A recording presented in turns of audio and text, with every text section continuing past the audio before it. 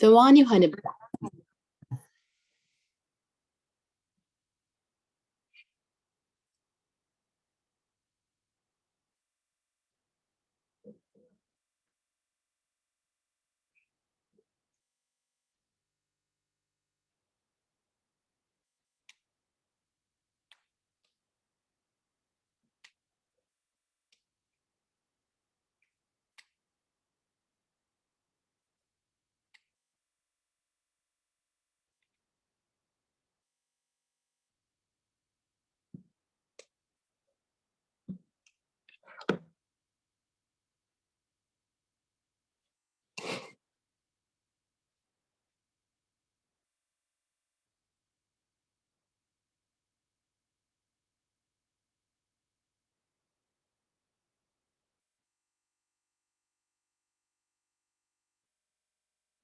طيب جود، حلو الفيدباك، البرنامج حلو، الاستفادة ممتاز.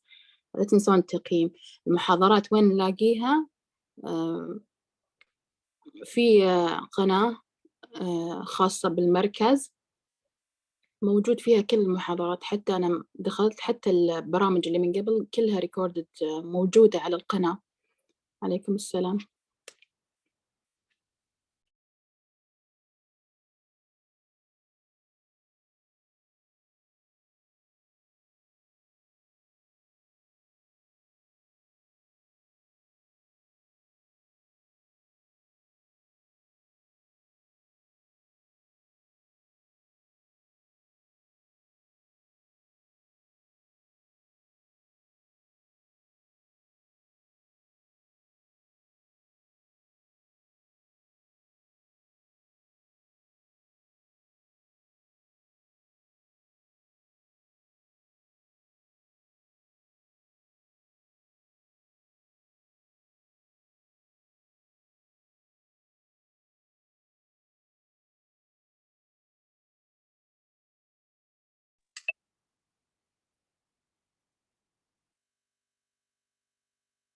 أي PDF فاطمة؟ PDF الباوربوينت قصدك؟ كل شيء مسجل وموجود على القناة. القناة راح technical support وال provide you بال يعني during the day بيحطوا لكم اللينك. كل شيء بيكون مسجل وموجود على القناة، هتحصلونه بعد ما نخلص البرنامج، وكل البرامج اللي كانت قبل كذا بتحصلونها في نفس القناة. Good morning Jennifer.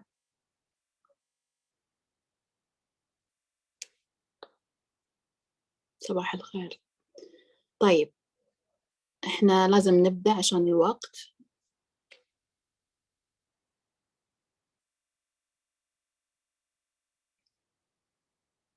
حلو، هذا هو السلام عليكم، مرفق رابط القناة، ادخلوا عليه وبتحصلون كل الماتيريالز والبرزنتيشن، سواء كان في هذا البرنامج أو البرنامج اللي قبله.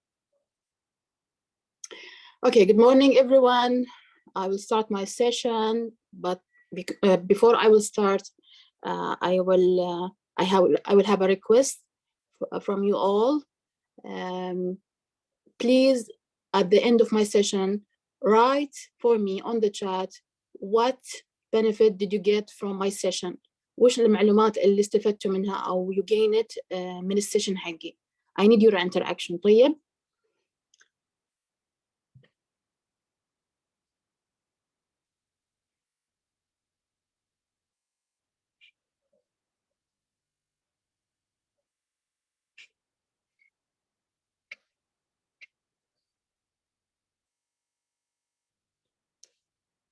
يلا let's go. So my session, I will present for you the importance of training and how I will develop my training program and how I will apply the methods of learning and education for my staff, so I can have knowledgeable staff with good skills that practicing infection control in my facility with high quality standard practice that I needed to prevent the transmission of infections. So the most basic goal of healthcare education and training is to improve the job skills and competencies. Competencies اللي هي كفاءة عمل الستاف. ليش أنا أعطي training وليش أنا أقوي عندي الهيلثكير وركر؟ لأني أبغى أرفع مهارات الموظفين، وبالتالي I will have safe environment and a safe practice that will prevent the transmission of infection. It is important to know that if you will learn something, you will gain or you will retain the retention of the learning that you have acquired increases when you immediately apply it and you follow the instruction that was given to you. It is important also to know that you need to have an assessment tool. We will talk about it also. أنا دائما ترى في كل محاضراتنا نتكلم عن الاسسمنت وإن إحنا نعمل اسسمنت. إذا تذكرون أمس تكلمنا إن نعمل اسسمنت للووتر بلان، التريتمنت، اسسمنت للفنتيليشن، برضو التريننج والإديوكيشن. أنا if I am infection control and I am doing a training program، ما أحط training program من مخي. I need to assess يعني إيش assessment؟ يعني أقيم احتياج الهيلث كير وركر، إيش محتاجين topics أقدمها لهم في التريننج، وبنتعرف على هاي الخطوات، كيف أسوي assessment بالضبط وشلون أجمع المعلومات. As infection control, I will have a plan. Each department have a plan that contain the infection control program and include the educational program with goals, objectives, methods that should be used. And at the end of the program, في التقييم, evaluation, monitoring of the training session. It's not only lectures, it's not only training that I will give it to the staff. في process طويلة راح نتعرف عليها in our session. Education and training should always be linked to the organizational vision and mission. كل facility أو كل منشأة عندها الخطة الاستراتيجية، أو يسمونها الخطة الاستراتيجية strategic plan of the facility. ممكن أنتوا إذا في المستشفى تسألون عنها بعد 5 سنين مثلا المستشفى هذه إيش الفيجن حقها، إيش قيمها، بعد 5 سنين إيش تبغى تكون. لازم أنا كإنفكشن كنترول أربط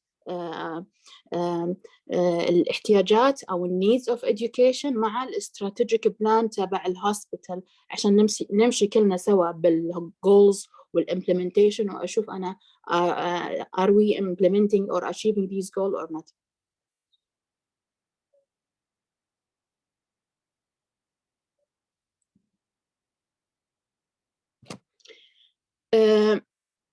في بعض الhospitals in their organization charts they are dedicating one educator. بس أبغى أتأكد إنكم معاي. معليش أنا بطلع من Are you with me? My الصوت واضح وال representation واضح؟ Okay, good. Okay واضح. يلا نكمل.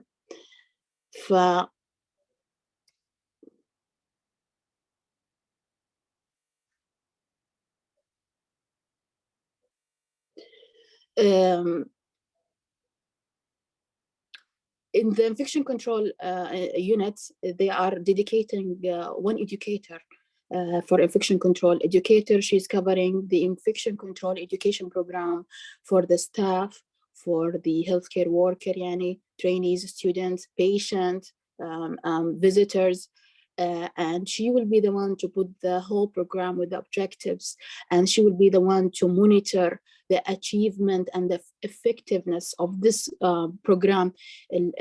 في بعض المستشفيات تحط educator خاصة، infection control هي infection control background حق infection control، بس تشتغل على برنامج education والtraining، وتحط الأهداف فيه، وتحط البلان حق السنة كاملة، وبعد ما تخلص التريننج لازم تسوي evaluation ولازم تسوي monitoring وتشوف هل حقق البرنامج هذا الأهداف المرجوة حقه ولا لا.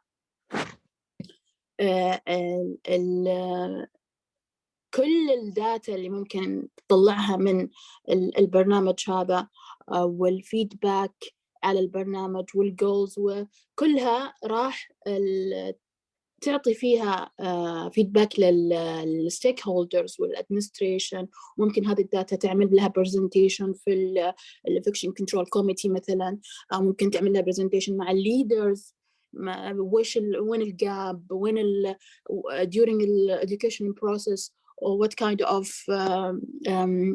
weak points we need to work on it يعني this year مثلا، ولا in the next training program, and so on.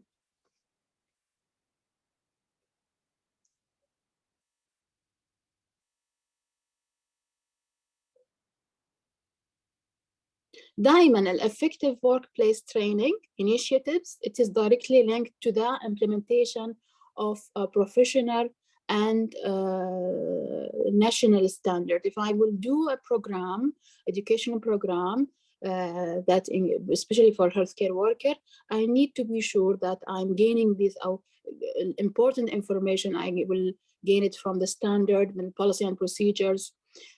الcompetency اللي هي بالعربي إيش؟ كفاءة العمل، أو كفاءة الموظف في شيء معين. مثلا I have a staff working in the endoscopy أو في المناظير، رحت وأعطيتها education, I gave her training according to the policy and procedure. I need to do for her yearly competency. الcompetency هذه اللي أسويها للستاف I will be sure من خلالها that she is applying what I give her, سواء كان knowledge أو skills, practice. So I will have safe outcome. She will, during the whole year, if I did for her the competency, and I will be sure that she's doing whatever I train her, I will be sure that the outcome will be a good outcome, instead of having poor practice or practice that's against infection control.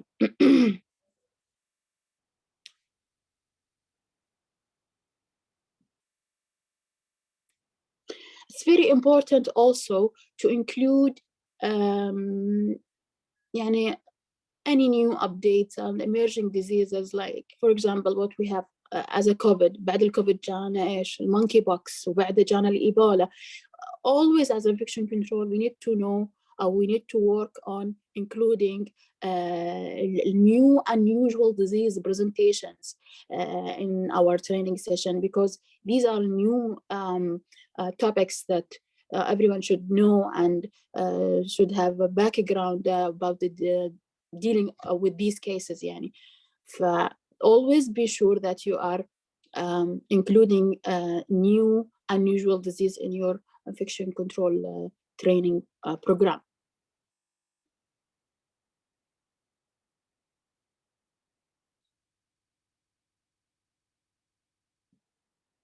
So the major goal in the teaching is to have a direct impact in the facilitation of learning for healthcare worker.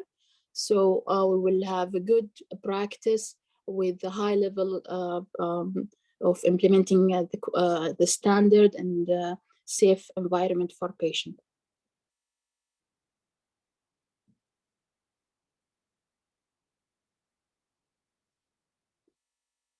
What are the principles of adult learning?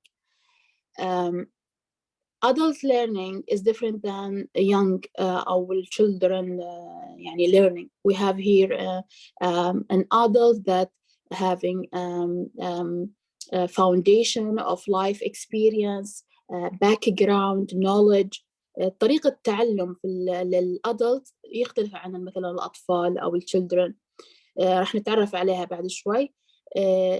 عندي أنا يعني affected by knowledge of that staff, nature والculture اللي جاي منها, background, they are self-directed, and it's much easy to train the adults than the other ages يعني. طيب, there is 3 types of learning.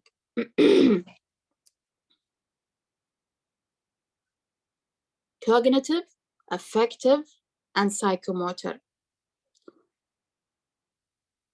إيش الفرق بينهم؟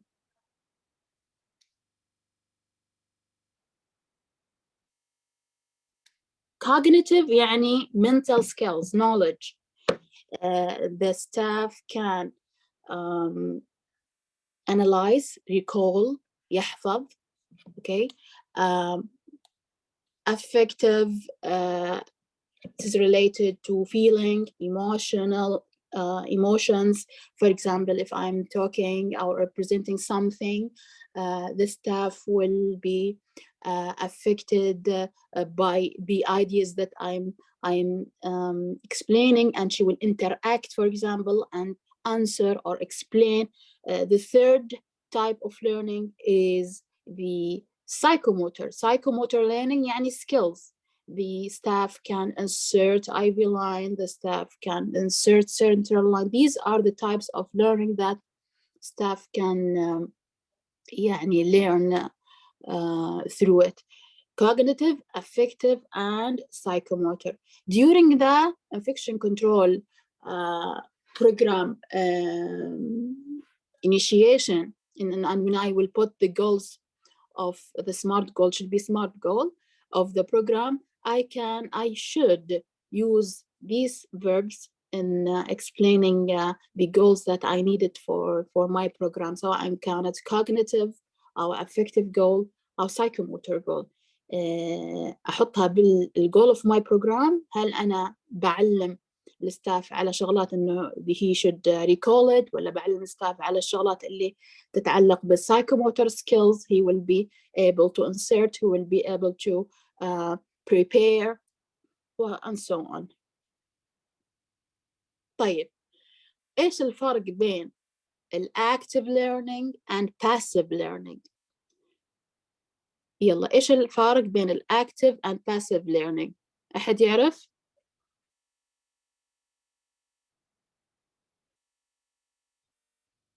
What is the difference between active and passive learning?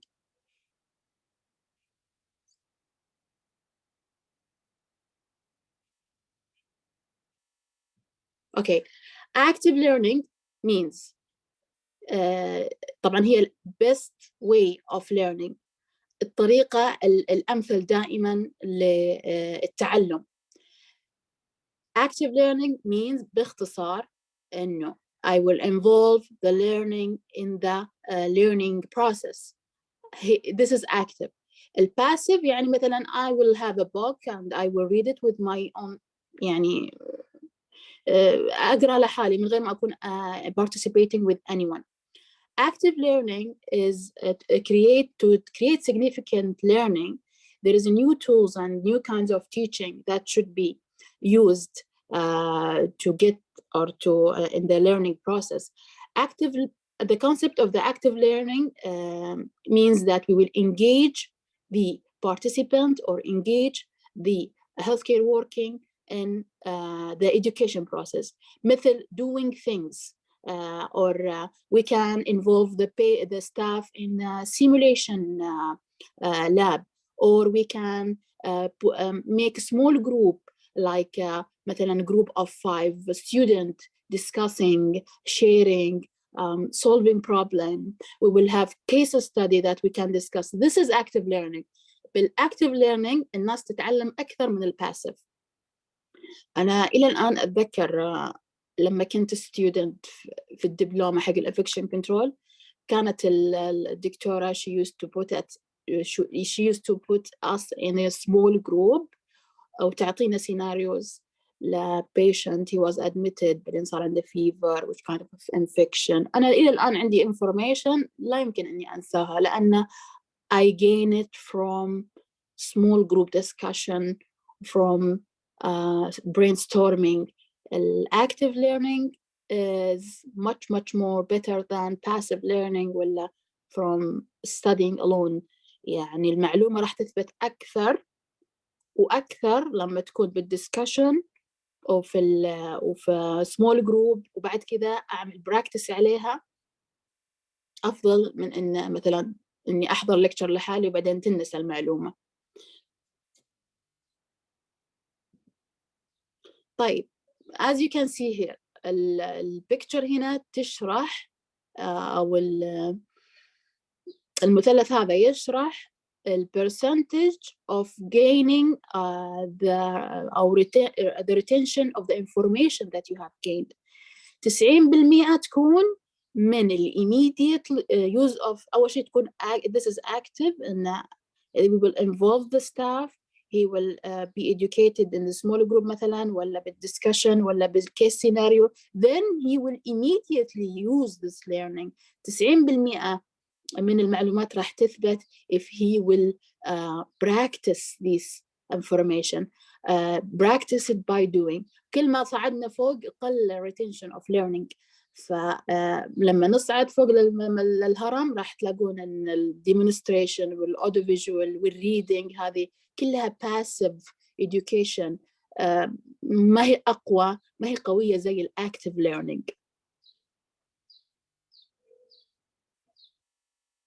طيب الاكتيف learning can be used زي ما قلنا في a lot of strategies you can do it to empower your educational program and to have a skilled staff that they will gain the information and they will apply it immediately. You can use the quiz, you can use the games, brainstorming as we told, case study, simulation. We will talk about the simulation in few coming slides. Simulation اللي هو إيش؟ اللي هو المحاكاة.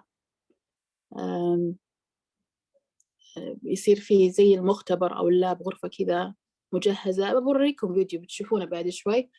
غرفة مجهزة فيها كل شيء جاهز للستاف، يجي يعمل براكتس فيها بحيث أنه لما يتعلم doing things راح تثبت الانفورميشن أفضل and he will have active learning by doing the things in the lab. خلاص يروح الفيلد وهو حافظ وش الأساسيات اللي المفروض هو يسويها. طيب خلينا نشوف مع بعض هذا الفيديو. Here's Jonathan studying for a test. And studying, and studying, and studying. And here he is getting his test results. All that studying and he still got an F. Why? The thing is, there's no one right way to study. Some methods might work great for one person and not at all for others. Everybody learns differently. In order to find a study method that's best for you, it's important to know your learning style. The four most popular learning styles are visual, auditory, reading-writing, and kinesthetic, or hands-on. For most people, one of these methods will work best, but it's also possible for a combination of different styles to be effective. To discover your learning style, you can complete an online assessment. There's a wide variety of them available, consisting of multiple choice questions. However, you can also observe yourself and your previous learning experiences to get an idea of how you learn best. Let's circle back to Jonathan. When he's in class and his teacher is lecturing, he gets distracted pretty easily. Words tend to go in one ear and out the other. But when his teacher starts using visuals, Jonathan finds it easier to focus and understand the material. So he might be a visual learner. Now think about your history. How have you enjoyed learning in the past? Do you prefer watching over listening? Do you enjoy reading instead? Or maybe you learn best by doing, with hands-on experience. If none of these seem to grab you, give them each a try and see which one you tend to drift towards. Each learning style has its own study methods that work best with it. Let's take a look at how Jonathan and a few of his classmates study. As a visual learner, Jonathan finds it helpful to color code his notes. He finds it helps him to organize information and internalize it better. He also creates diagrams while studying, finding that they help him to better understand certain structures and ideas. Jonathan watches videos too, finding them helpful for extra information. Ruby is more of an auditory learner. She likes to study in a group and discuss the material with others. Sometimes she'll read her notes out loud because it helps her to hear what she's studying. In some classes, Ruby will record the lecture, with her teacher's permission of course, so that she can go back and listen to it later. Terrell finds that he learns best by reading and writing. He takes substantial notes during class and reads over them often. When he's trying to memorize something, he'll often write it out. He also makes sure to read and reread any materials his teacher has assigned the class. Raya is a kinesthetic learner. She's got a lot of energy and likes doing things. Labs and hands-on activities help her to understand certain ideas and topics. Sometimes she'll review her material while she's walking around. She also likes to take breaks in order to release some of her energy, allowing her to focus when she returns to studying. All 4 of these students are studying the same material, but they're doing so in different ways. Now, this doesn't guarantee that they'll all get the same grades, but by determining their learning style and finding study methods that work for them, they just might find themselves getting better results.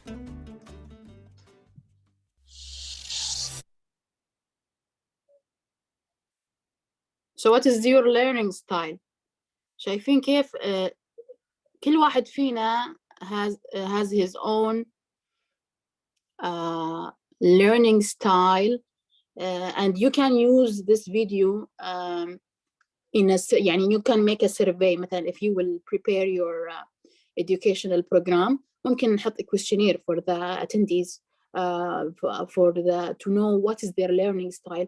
أنا عني اكتشفت إن أحب إني أسمع البودكاست. بعض الناس تحب إنها بصرية، تشوف صور، تشوف جراف، تشوف فيديوز.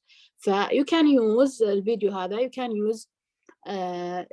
use it to put it as a questionnaire for the attendees. يعني how do they like their presentation to be, أو to know their learning style and involve it in the educational session. طيب, how we will develop our program, educational program and development? We need to do the needs of assessment.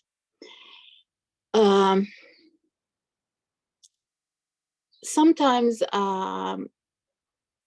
giving training without assessment will not be useful.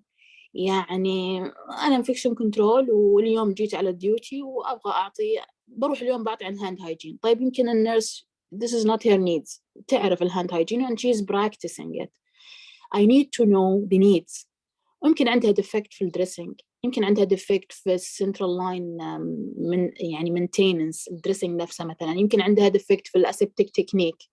How I will know the needs that I should put it, أو I will develop عليها البروجرام حقي.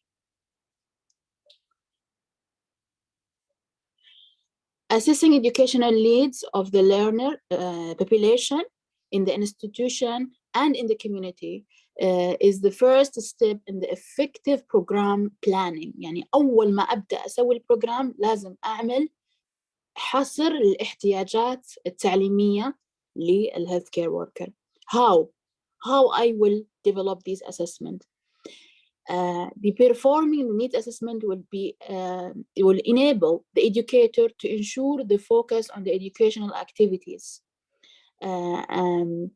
and it will be targeted for these learners.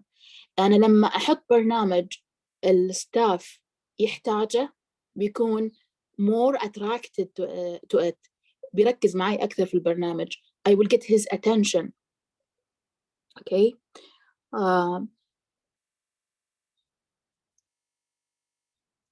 How ممكن إن أنا I will ask the learner to do self-assessment. مثلا ممكن أخذ questionnaire ولا فيها بعض الأسئلة وأوزعها على الستاف and he will assess.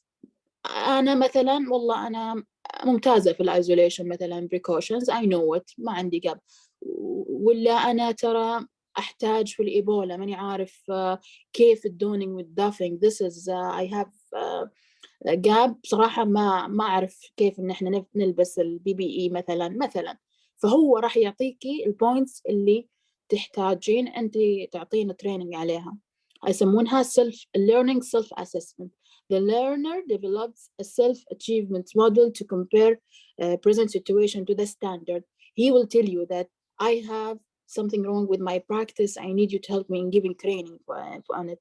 Focus group discussion. ممكن أجمع لي 4-5 staff أجلس معاهم and we will discuss the learning needs, assess this group to clarify the needs of the program or of the education. ممكن يكون surveys. ممكن surveys احنا نسويها مثلا سنويا. survey توصل لكل ال personal emails. يحط كل healthcare worker وش احتياجه وش needs that he wants us to put it in يعني our education program.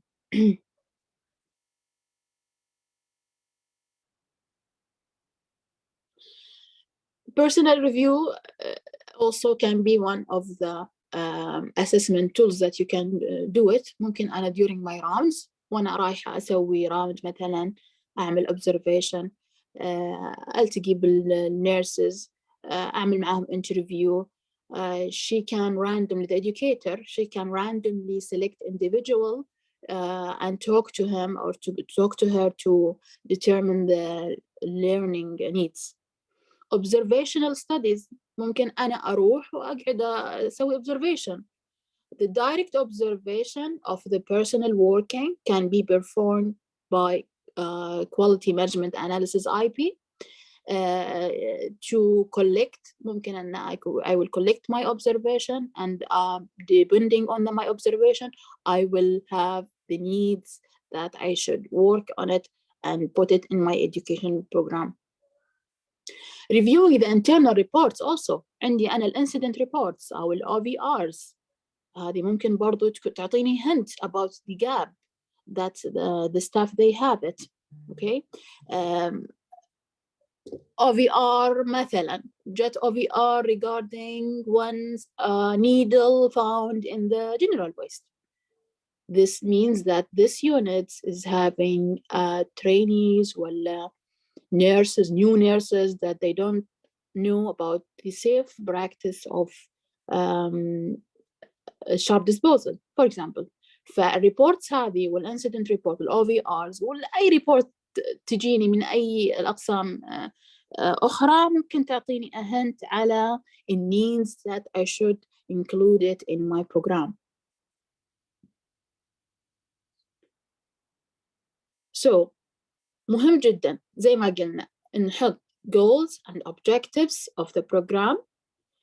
The educator will have a defined goals with objectives with the timeline, schedule, with the methods of learning that she will use, the materials that she will use, topics depending on the assessment that she made it by group discussion, observation, staff interview, and reports.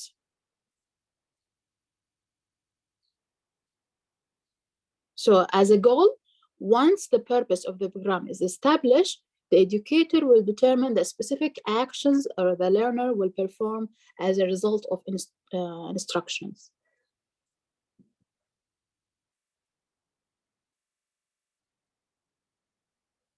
So for the competency, for healthcare personnel competency, it is important to do it according to the policy and procedure of the program or of the hospital. As I told an example, the competency can be testing the knowledge. For example, the staff will describe the disease itself, for example, or if she's in the endoscope, she will recall as a knowledge the steps of disinfecting the scope, مثلا. Then there is a skills part for the practice. She will start doing it and she will start demonstrating for you how she will do the disinfection step of cleaning and disinfection of the scope. The competency is developed أو created بناء على البوليسي تبع الهوسبيتال، سواء كان مثلا إذا كان في التعقيم مثلا تعقيم أنا عندي في سياسة فيها 1 2 3 4، فالكومبتنسي أو تقييم تقييم الأداء للموظف بيكون بناء على هذه السياسة. ممكن بعض الهوسبيتالز تربط الكومبتنسي بالبرفورمانس حق الهيلث كير وركر. لما الهيلث كير وركر he knows ان الهيلث سيستم في الهوسبيتال they will not renew مثلا for him unless he will do this competency and he will achieve it, he will be يعني be sure that he will do it in a right way and he will pass the competency test.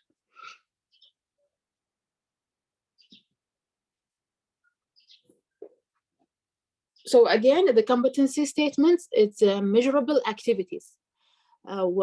وفيها زي ما قلنا knowledge، فيها testing in knowledge، فيها جزء skills، فيها جزء حتى في attitude مثلا ممكن يكون part of it من ال competency to evaluate the healthcare worker regarding a certain issue in the hospital.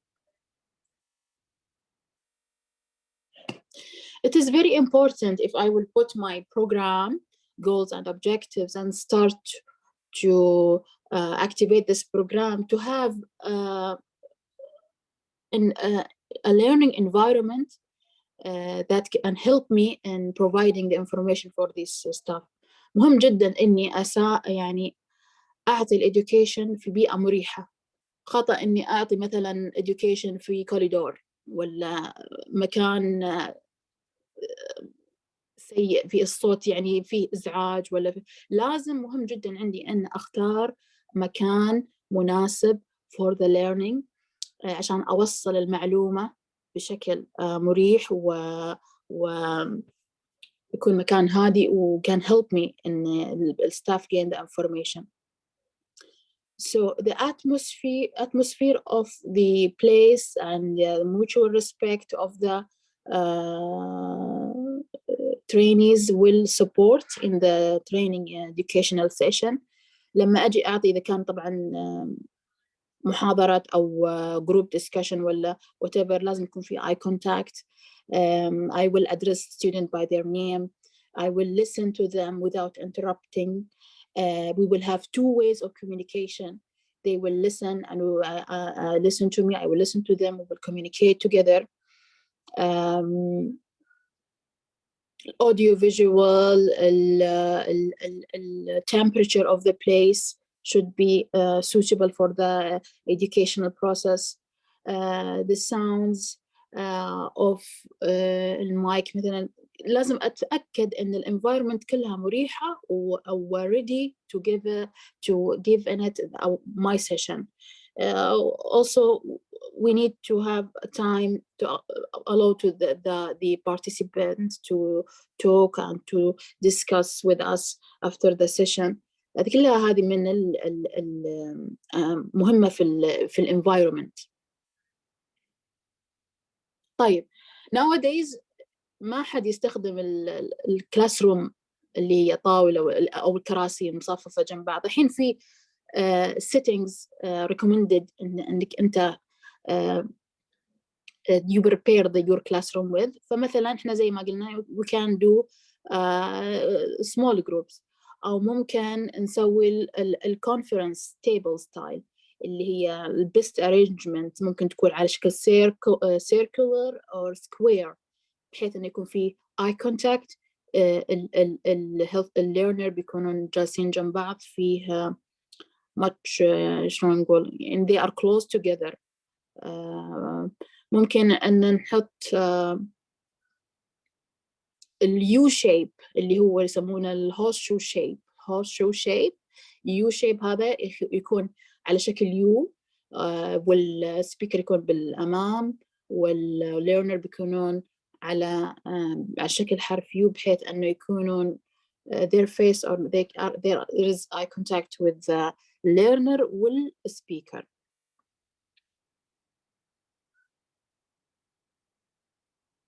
طيب it's very important to do بعد ما أحط البروجرام حقي وأحط الجولز وأجمع النيدز وأعرف وش التوبكس اللي لازم أركز عليها. أخلصت الليرنينج سيشن بعد ما أعطي الليرنينج أو الإديوكيشنال سيشن حقي بالميثودز وبال learning styles اللي حابينها الستودنت مثلا أو الهيلث كير وركر، لازم أعمل evaluation. It's not only training، هي ما هي lecture بس خلاص ويلا مع لا، في evaluation، في أبغى أتأكد إن أنا لما أعطيت التريننج هذا it was effective، استفادوا منه الهيلث كير وركر. لما أعطي التوبيك هذا أبغى أتأكد أن ترى البراكتس تغيرت، إن لا والله أنا during my observation ولا during my rounds لاحظت إن لا، الناس صارت براكتس معينة صارت فيها improvement. ف the achievement of the program objectives will not be done unless you will do evaluation for your education. The program evaluation also can help you to gather data. ممكن أن إحنا نسوي evaluation by مثلا observation زي ما قلت لكم، random observation. ممكن يكون في pre-test before and after. من pre-test هذا I can gain data that I can manipulate and make analysis, graphs. I can present it to the administration, present it to the manager. مثلا أنا رايحة مثلا surgical unit وأعطيت فيها education على they need education on certain topic. بعد كذا أبطلع data that I can present it to the manager بحيث أن the stakeholders والleaders they can also help me in my program achievement and in my following the program achievement with me. So the feedback should be shared with، يعني ما أسوي evaluation وأحطه عندي ولا أجمع الداتا وأخليها، لا، it should be shared with learners, managers, stakeholders. بالعكس إنه I will gain their support. أحتاج إنه another session ولا أحتاج إنه المانجر تساعدني في شغلات معينة، فإن لما I will present the data for her she will help me in developing or achieving my goals.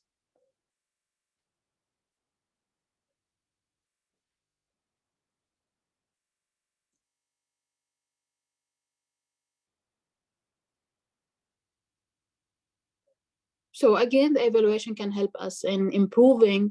مثلا يمكن أنا البروجرام حقي ما كان effective، والله سويتها ولا والله I did not achieve my goals. By evaluation and monitoring I can improve, expand, delete some presentation, manipulate the program, add something to it. Evaluation is very important.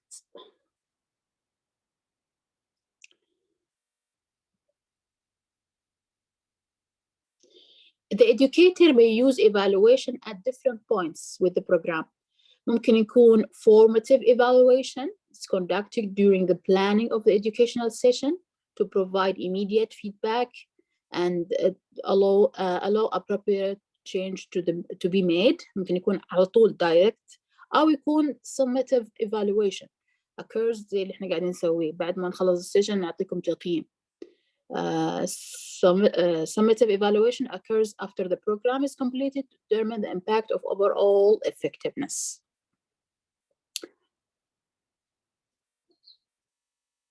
وزي ما قلنا other methods can be pre-test or post-test and also observational rounds that I can do it and gain data about the practice or goals. Did I achieve my goals of this program or not?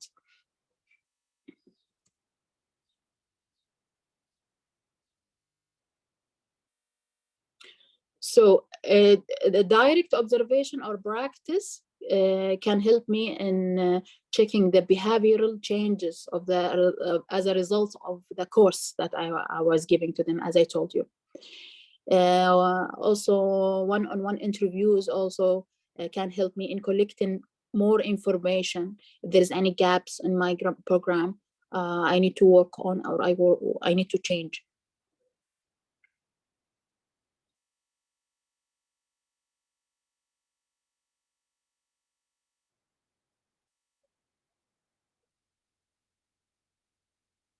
طيب. نتكلم شوي عن البوزيتيف ديفيانس. هي كيف ممكن نشرحها؟ يعني هذه مثال أو طريقة ممكن أن الهيلث كير وركر they can learn through it. البوزيتيف ديفيانس اللي هو مثلا ممكن نقول بالعربي المثل الأعلى. بعض الهوسبيتالز مثلا تحط بورد فيها الموظف المثالي لهذا الشهر. الستاف they can learn from him. هذا الموظف المثالي اللي during our rounds و during our where he handle a lot of patient with device ما كان عنده مثلا يعني إنه low infection مثلا. هي الحالات اللي مسكها كلها كانت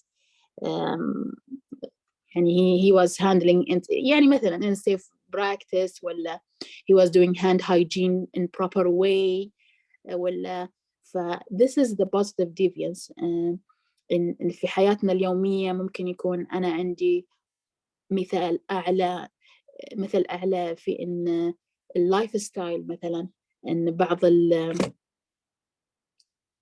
أخذ مثل أعلى في لايف ستايل of بعض مثلا الاي بي سي مثلا يعني. فإن جنرال هو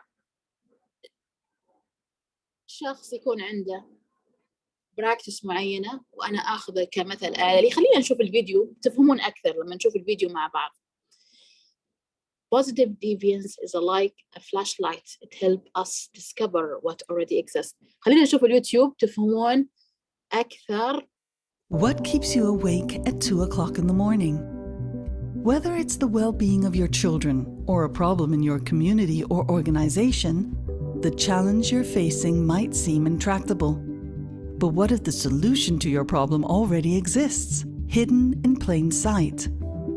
Positive deviance is about identifying and solving complex problems by learning from the people who succeed despite their challenges.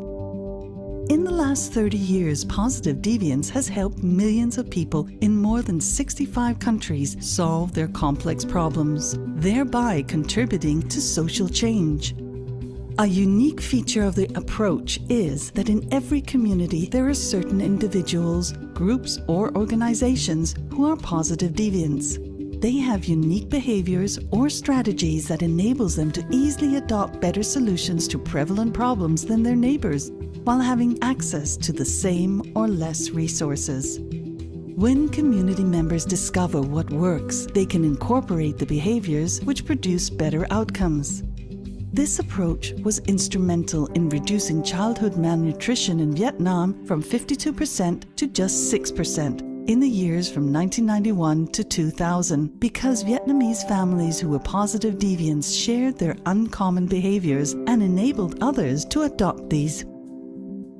Between the years 2005 to 2010, staff from more than 20 hospitals and the largest healthcare system in the US developed methods which reduced hospital-acquired MRSA infections by rates as much as 80% and sustained the improvements.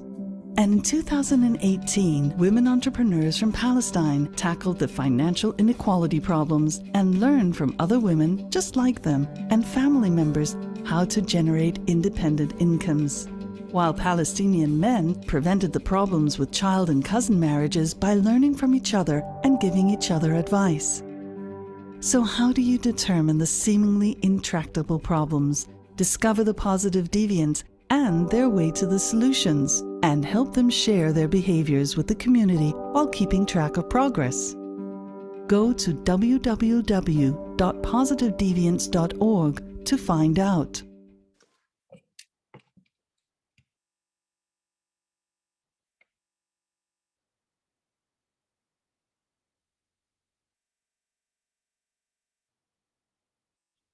So this is the positive deviance اللي هي sharing a good behavior with others.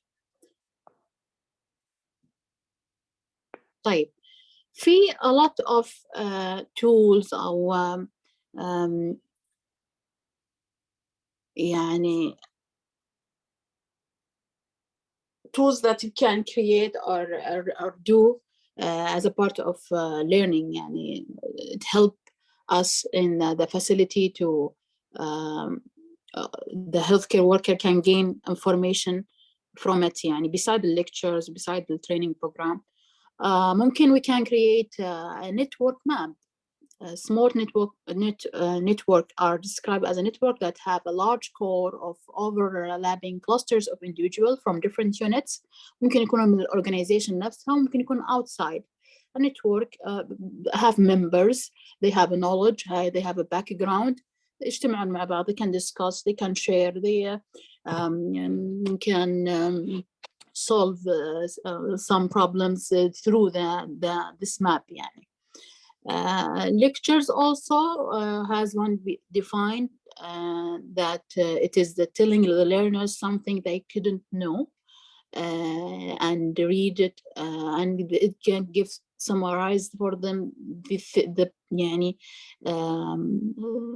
few knowledge of or a few important knowledge of few important information they cannot gain unless they will attend this lecture. But be sure and through the lectures it should be active learning better than the passive learning style. Computer-based training also one method that can be used. يعني the facility will provide a couple of computer with training session, for example, with the materials, and the healthcare worker can, or the learner can participate and the immediate feedback can given to them. But be sure if you will implement this kind of tool or method اللي هو computer training, to be sure ان the healthcare worker they know about the computer skills. عندك قبل أقول له ترى فيه كمبيوتر وفيه عليهم lectures وعليها التست وعليه كل شيء, to be sure أن عندك skills to open and to extract and to use the data على الكمبيوتر, وأن فيه much computers موجودة عددها كفاية بحيث أني I will guide them and I will tell them you can use the computer for training. And if I will have a computer-based training, لازم يكون في instruction address all the needed significant values for this training session.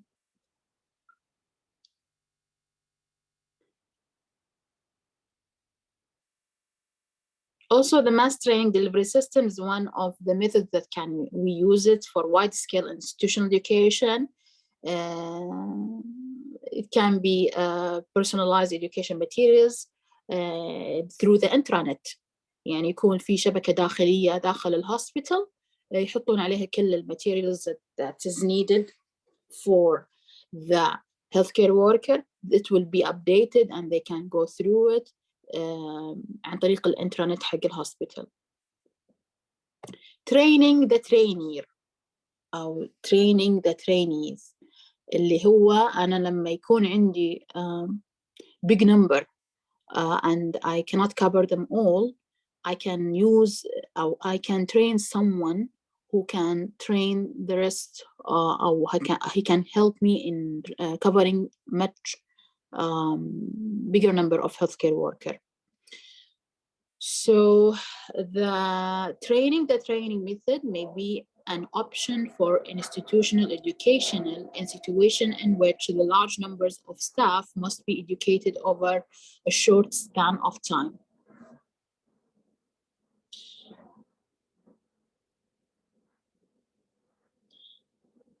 Case study also can be من أهم methods that I explained it at the beginning of the presentation because it will help the learner to be active with you, to think, brainstorming. The learner will analyze, think, interact with this case scenarios والcase study. والمعلومة زي ما قلنا تثبت أكثر through the discussion.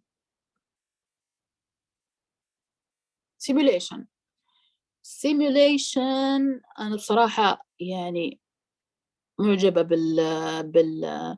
simulation method اللي يسمونها المحاكاة، أو أنه يصير في كل مستشفى زي المختبر أو زي اللاب، غرفة كذا مجهزة. بنشوف فيديو بعد شوي، مجهزة بكل الانسترومنت، وما يروح للهيلث كير وركر أو النيو ستاف على الفيلد إلا هو داخل ومعامل براكتس ومتدرب على كل شيء قبل ينزل للفيلد. فإذا سمعتوا عن المؤتمر المحاكاة، في مؤتمر أعتقد أنه سنويا يصير بالرياض تقريبا، فيه عن النيو تكنولوجي وإيش الأبديت في السيموليشن، لأن السيموليشن is very important، لأن من خلاله الستاف يبدأ يتدرب and he will be skilled قبل لا ينزل على الفيلد. So the simulation is the laboratories in which nurses or healthcare worker, they will learn the fundamental of the skills, and it help us as infection control to be sure that they will not practice in the field إلا وهم they are gaining the proper information that needed. خلينا نشوف الفيديو مع بعض.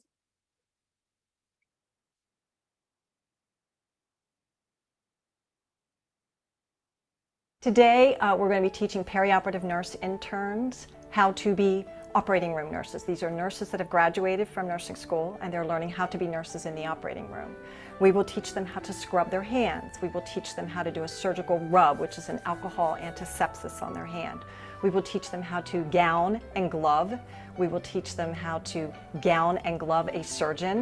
We'll teach them how to set up a table, all the instruments, how to count the instruments. Then we will teach them how to put the drape on the patient. We will teach them how to hand instruments to the doctor, and I usually play the doctor.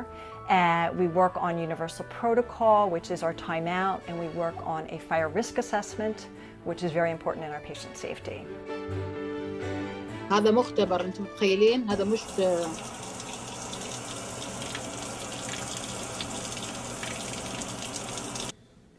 يعني I mean هذا simulation room.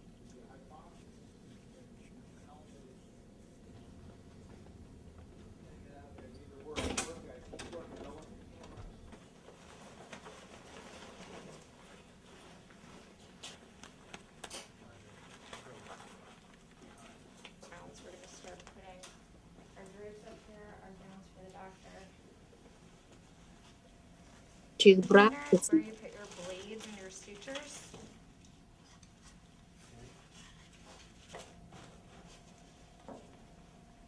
All right.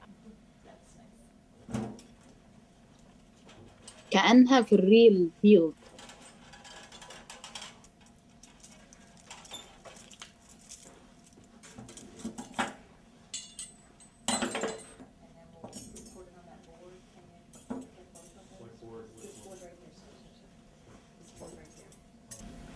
One, two, three, 4, 5, 6, 7, 8, 9, 10 ratex. Okay. 2, 4, 6 needle holders. 2 right angles. 2 curved absents.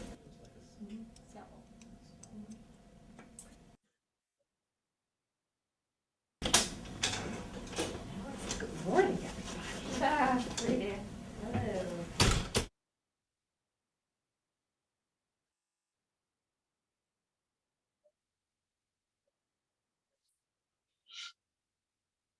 البيشنت طبعا مانيكان، لكن شوفوا كيف الغرفة مجهزة بكل شيء، و they are practicing as if it's real يعني.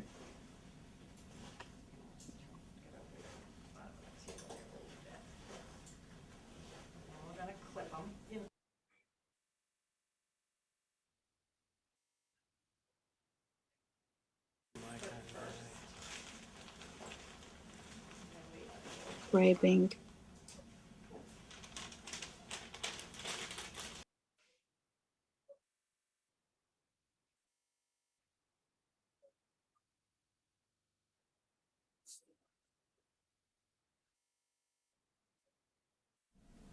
We will take our time out now.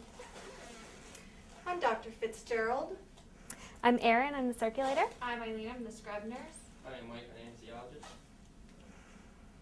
This is Mr. Jones. We are going to do an exploratory laparotomy. There is no side. He is in a supine position. We have our x-rays up on the wall. We do not need implants. There will be a specimen, and we will be about 2 hours. And it's going to go pretty well today. I think we're going to be fine. Patient is an ASA1, 1 gram of ANSAP given, IV access on the left arm, blood products are hanging, and there are no special concern. Our equipment is sterile today. We have normal saline for irrigation and use a fire risk assessment of 1. Knife, please.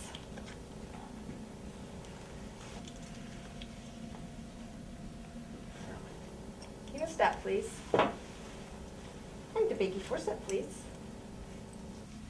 Thank you. Raytech. 1, 2.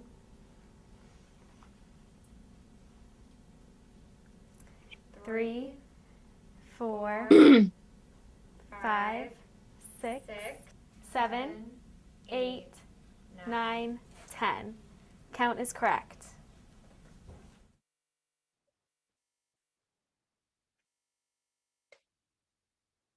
طيب. There is some ideas of that can help us in educational session, like creating a cart, a portable a cart with educational materials, for example, that can help the employee during their working hours to have gain some information. It will be like a portable cart with educational material. CDC, sorry, DVDs and CDs, videotapes also can be shared. بس مهم جدا إنه before I will place it في الإنترنت أو في الكمبيوتر educational program. I need to be sure that I will review it as infection control and approve it. خصوصا إذا كان short video clips أو videos that can help the healthcare worker in gaining the information needed.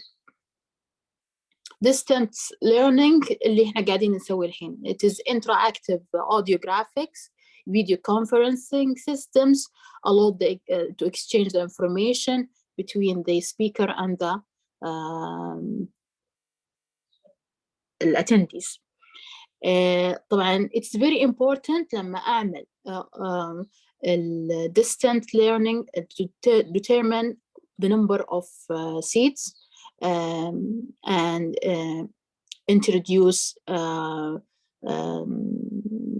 the speaker side to call the participant by name, create a group discussion, engage the participant in the discussion,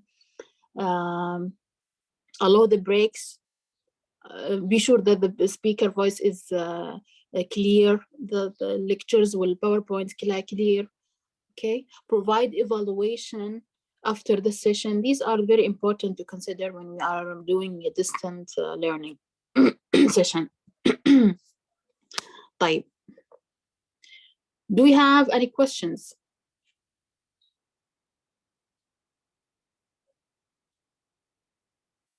Do you have any question in my session?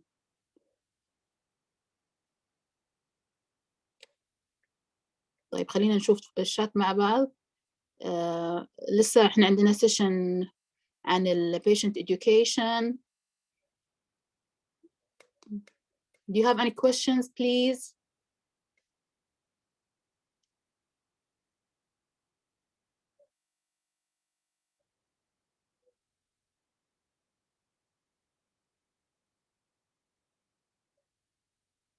Thanks, شكرا.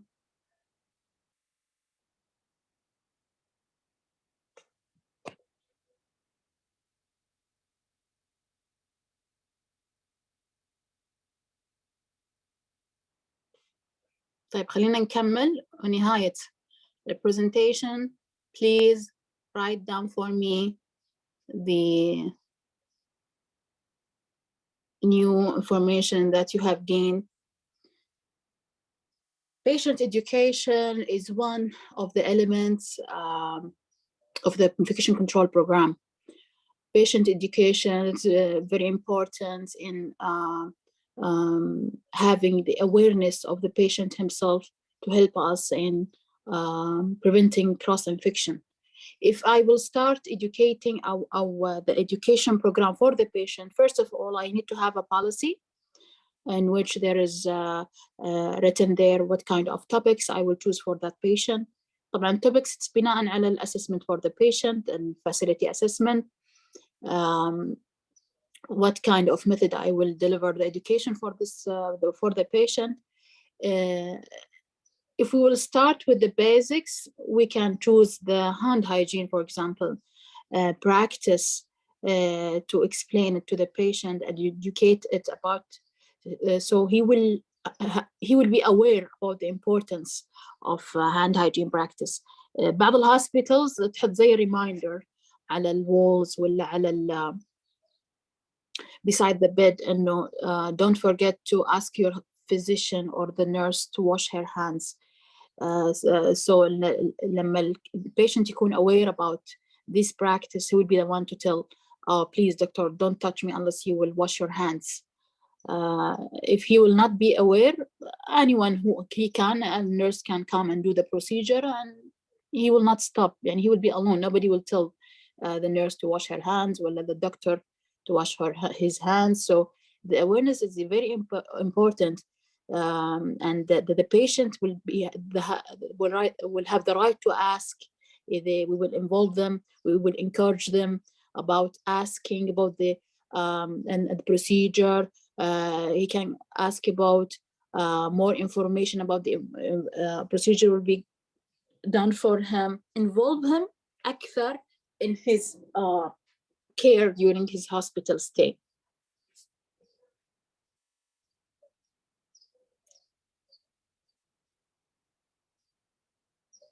So always the healthcare provider can help the staff to ask, the patient to ask a question if they have any concern. If for example, if we ask him to take a bath and he have some question to ask, he need to know why I should have this bathing before I will go to the surgery.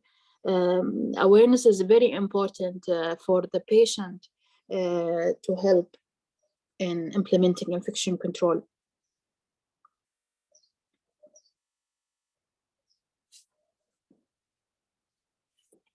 So encouraging the patient by asking will reduce the risk of infection by eliminating the potential threat that can be introduced by the healthcare worker.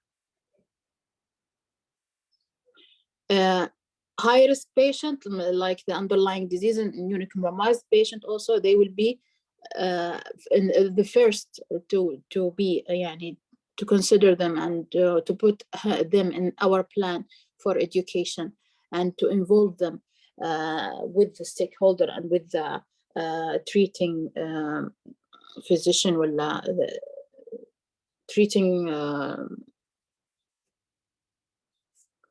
doctor.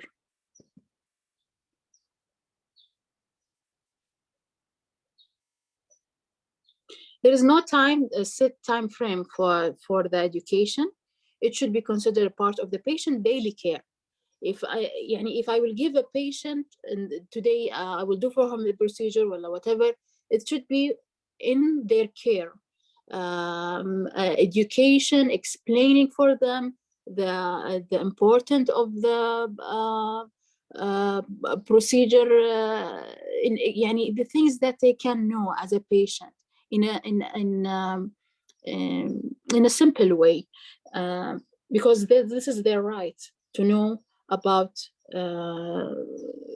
some information regarding preventing of infection during this procedure, for example.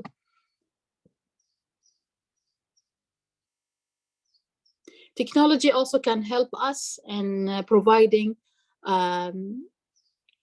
educational session for the patient.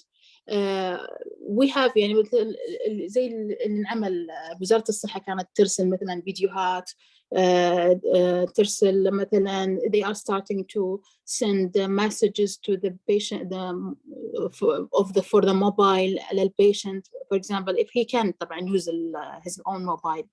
فالتكنولوجي في a lot of resources applications can be used, can be created. It can help us in the educational process for the patient. One-to-one teaching can be one method of education, demonstration, podcasts, brochures, group classes. ممكن إن إحنا أنا ما شفتها صراحة هنا عندنا لكن it is done. Sometimes they will gather the patient together and give them group classes education depending on الأسسمنت وعلى النيدز تبع also البيشنت نفسه. في بعض التكنولوجيز that can be used to help us. أنا أعطيت لكم مثال مثلا ممكن يكون 3D program that can explain to the patient with the graphs, with the pictures, and he can understand and we can share with him important information.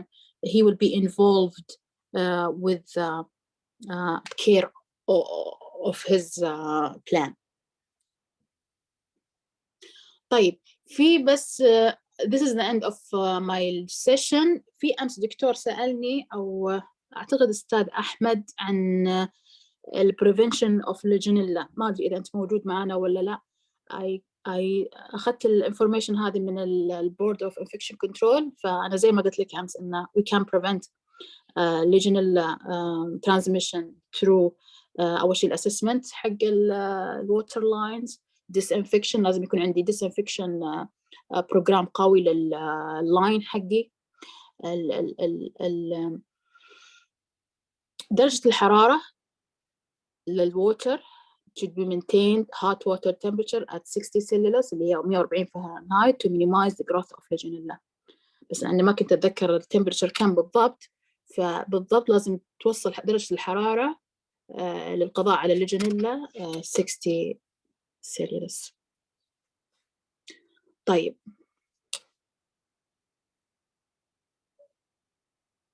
do you have any questions? What information did you gain from this session please? إيش استفدتوا من هذا السيشن؟ يلا. passive only giving information to people. أيوة يا مدحت. زينب passive only listening, active by interactive. صحيح. محمد قطب صيام active learning, engaging active. ما أدري هذه الفوزية practical sessions. أحمد nowadays most people like online. بس حلو الأونلاين يكون في interaction عشان يكون active learning وفي يكون في discussion. excellent video. عائشة أي فيديو اللي excellent عن السيميليشن ولا أنتوا تتكلمون على writing your learning style. just like me عمار just like me auditory learning type. فيديو جميل. ما فتح معك أمين ما أعرف يمكن عندك بالكمبيوتر حقك مشكلة. good morning.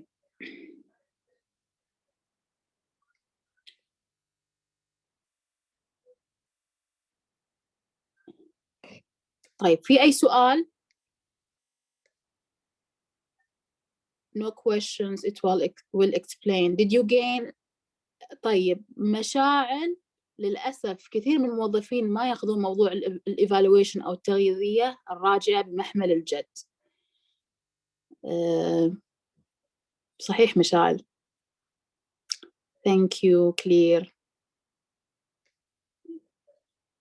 أحمد عبد الرحمن is there workshops in Saudi Arabia as that video? workshops yes sure.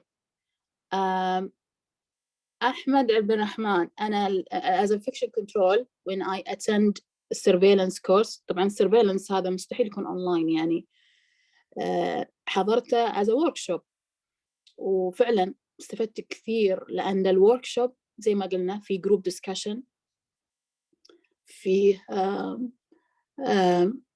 brainstorming. يعطيك كيس سيناريو وتبدأ أنت مع البارتيسيبنت تبدون تفكرون وتدسكس وتشوفون criteria this is meeting the criteria of CLABSI ولا لا. يس أنت تتكلم عن الوركشوب وتتكلم عن السيموليشن. الوركشوبس اللي هي الجروب ديسكشن. السيموليشن تقصد السيموليشن الفيديو اللي وريتكم إياه في مستشفيات، يعني أنا أعتقد بدون ذكر أسماء المستشفيات التخصصية والكبيرة فيها. أنا أتذكر أن كان في مختبرات متخصصة أو simulation lab فيه مجهز بكل شيء ويعطون and they will train الستاف عليه. يعني آخر مرة حضرت السيموليشن كان في زي محاضرة يعطي فيها سبيكر عن السيموليشن. الحين من التكنولوجيا الحديثة نفس المانيكان ممكن يطلع صوت أو يعني في interaction حتى.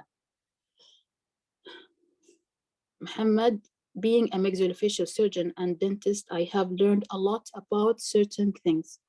Sometimes our patient admitted for maxillofacial fractures acquire other system infections, nosocomial, and we doctor also sometimes don't follow proper okay, I agree with you. So lectures was very important in understanding. طيب حلو, good information, interested skills. السلام عليكم. Clear, active learning, doffing and donning, important of water system. وجدان الغامدي.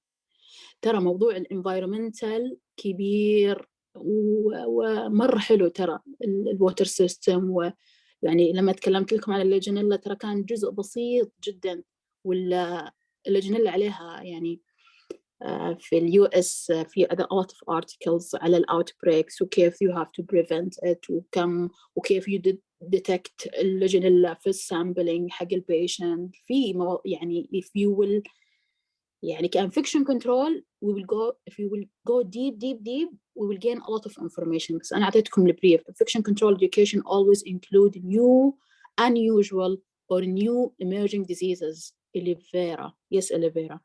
Important to know your best way of working.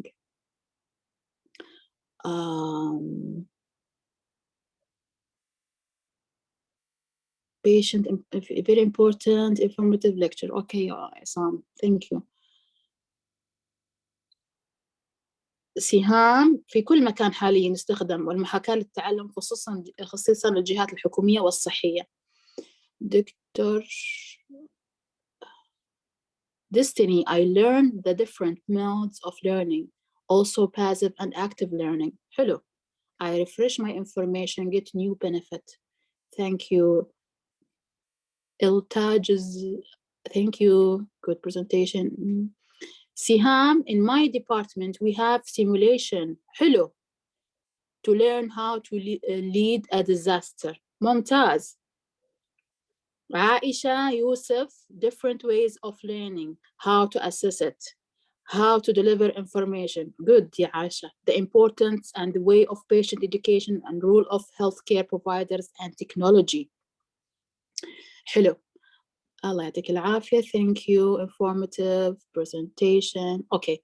This is the end of our session. إذا ما في أي أسئلة.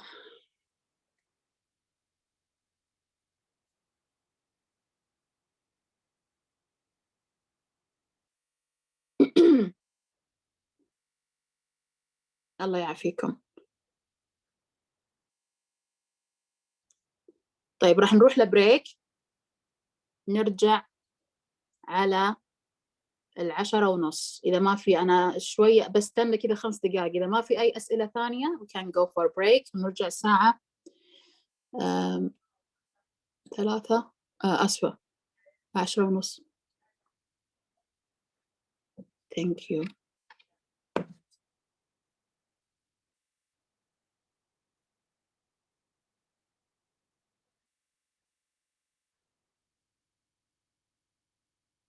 everyone, صباح الخير.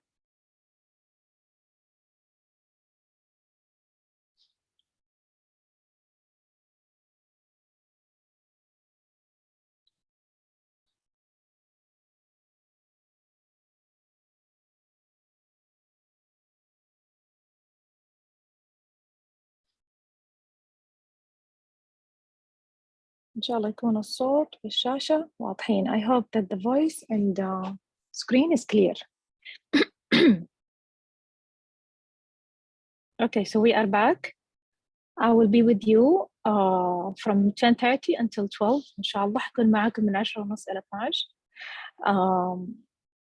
موضوع أو حوار أو المحور اللي حنتكلم عليه اليوم اللي هو الوقاية من الأمراض المعدية وكيف نقطع سلسلة العدوى.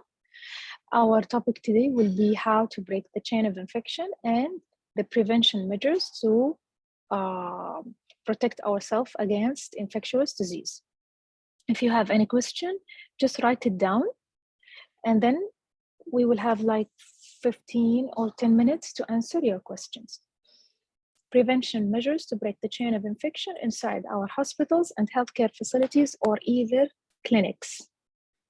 Prevention of infections means applying best practices that is available in my facility, in my hospital, in my clinic, and even sometimes in my home to prevent infections.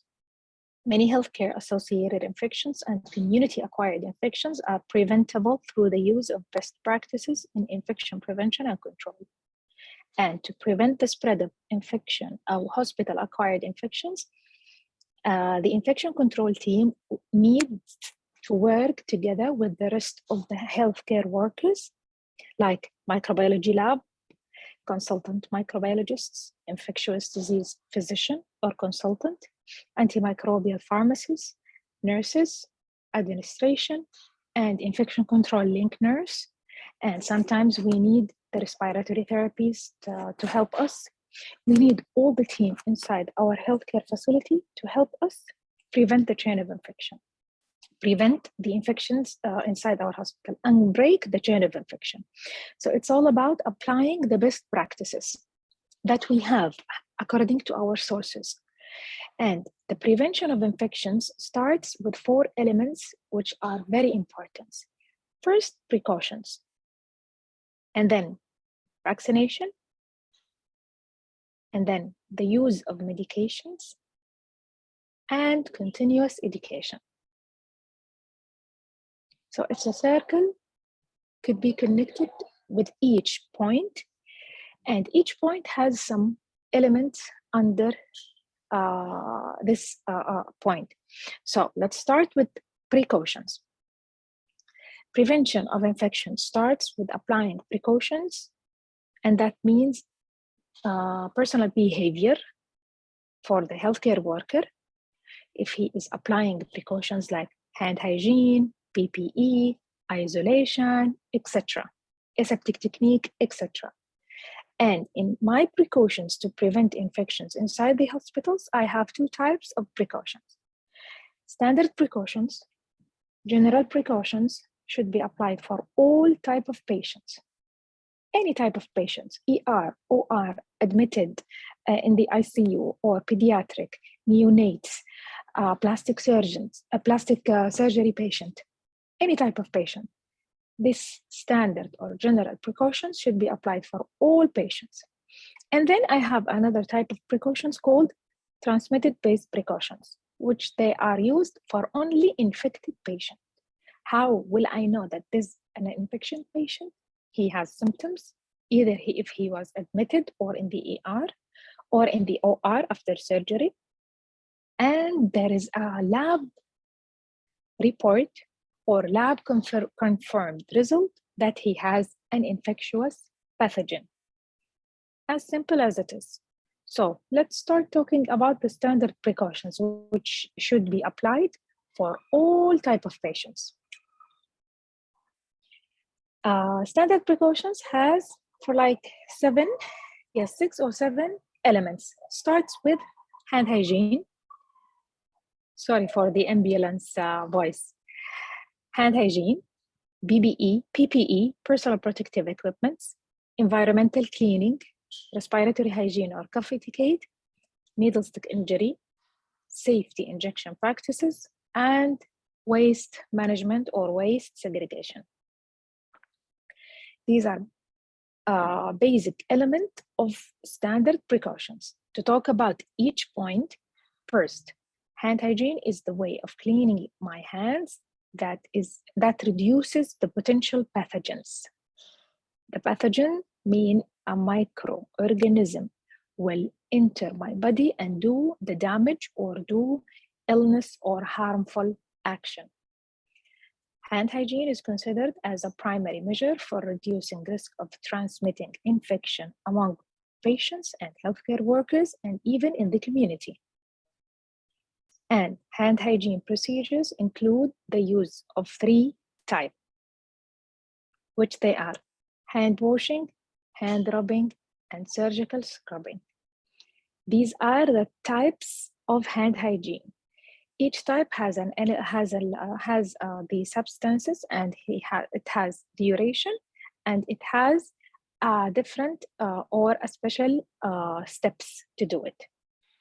So hand hygiene, we will perform it with water and soap, and when we will feel that our hand is visibly not clean, the duration of it will be from 30 to 60 seconds, and then we will use a towel to dry our hands. Second type, hand rubbing. We used alcohol-based hand rub for about 20 to 40 seconds, and we will perform it when we know that our hands is clean, but to make sure that it's sterile enough, and to reduce bacterial counts on our hands. And then we have the third type, which is surgical scrubbing, which will take longer time, from 3 to 5 minutes, for only surgical staff in the OR, using water, soap, sponge, or a brush, depending on the surgery it will be happening. So when someone or any investigator will ask you what are the types of hand hygiene, you will mention hand washing, hand rubbing, surgical scrubbing. Most of the nurses know these types. How to hand wash, how to hand rub. We have posters like this in our hospitals or clinics beside the sanitizers or the sinks. It should be given to you to hang it in your department, and if there is no posters, please ask the infection control department or the media or the quality department to handle this to you. So he will give you the posters. The posters contain steps to perform hand washing and hand rubbing in the correct way, so you can cover all the hand, you can cover all the areas that might have contaminated with body secretions, with blood, with dust in your office or in your keyboard or in your car. So the steps are very important to cover all the areas in the hand that might receive any type of pathogen. So this is for your safety as a healthcare worker, and then for the patient safety. What are the steps? The steps are the same in hand washing and hand rubbing. We will start taking the correct amount of soap or alcohol-based hand rub, and then we will palm to palm, move our hands palm to palm, then interlace one hand over the other, and then the other hand over the other. And then we will move our fingers inside the palm of the hand. Then we will not forget the thumb. Last step will be the tips, cleaning the fingers. With cleaning the fingers, I meant cleaning under the nails. With hand washing, like the soap and water, it will be very easy, either in the hand rubbing with the gel. In hand washing, I have to wait until it's dry. In hand washing, I have to wait until I can use a towel, so I will dry my hand. In hand rubbing, I should wait until it's dry. The gel should be dried. They are almost the same, and you have to perform the hand washing and hand rubbing in these perfect or exact steps, as I said before, to cover all the area in your hands that might receive any kind or any type of pathogen. And you can look at the posters anytime you want, so you can perform the same steps daily. And when you will practice it daily, you will memorize it as soon as possible. And it will be like a habit, a daily habit. And the third most important in hand hygiene element I have to say, or I have to talk about, is when to perform hand hygiene. I have 5 moments to perform hand hygiene, and these are very important. I have several moments in my daily routine work, but these 5 moments most important and must perform hand hygiene on it because it will be directly touching the patients. So I have number 1 and number 2, they call 2 befores. Number 1, before I should touch the patient, I have to perform hand hygiene. And before any aseptic technique procedure that has a needle or a syringe or any type of injection, I have to perform hand hygiene. Why? Because it will be considered as a portal of entry to the patient body. So before touching the patient and before any aseptic technique or any portal of entry to the patient body, I have to perform hand hygiene. Why we do perform hand hygiene in these 2 steps? To protect the patient from me as a healthcare worker. Maybe I will come with my contaminated hand and touch the patient directly and transmit the infection to him. So I have 2 before moments to protect the patient from healthcare worker. And then the healthcare worker will treat the patient and give him medication or do any procedure that should be done. And after finishing from treating the patient or dealing with the patient, I have 3 moments after. And these 3 moments, I will use perform hand hygiene or perform hand hygiene on it to protect the healthcare worker from the patient. From the patient blood and body secretions in a step number 3 called after exposure to body or blood or body fluids. Patient's blood or body fluids. Number 4, when I will finish with the patient in general, I will perform hand hygiene directly, and I prefer hand washing. And number 5 will be when I will leave the room or before leaving the room. Also, I have to perform hand hygiene again and again.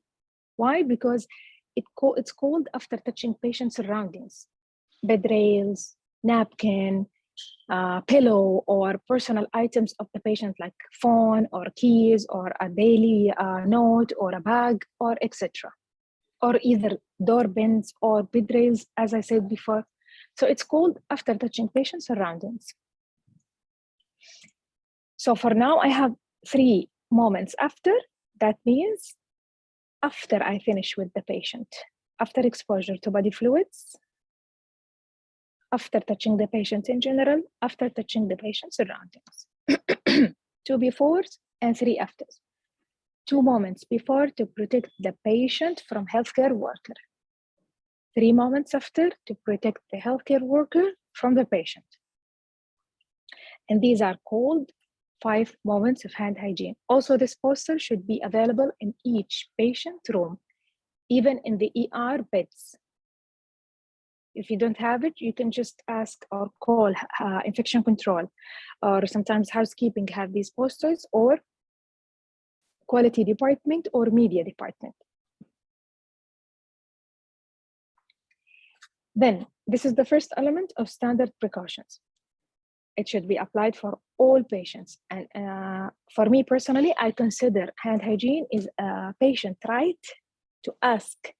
He can ask you, please perform hand hygiene before you touch me, if he was aware enough. Then we will talk about precautions. Precautions, that means, the PPEs, personal protective equipment. So precautions is all about applying measured actions to prevent something unpleasant or dangerous happening. And this is the formal description of prevention or wearing precautions. And infection control, the precautions, which we call it PPE, personal protective equipment, it's all about applying measured practices to prevent unpleasant infections and dangerous diseases.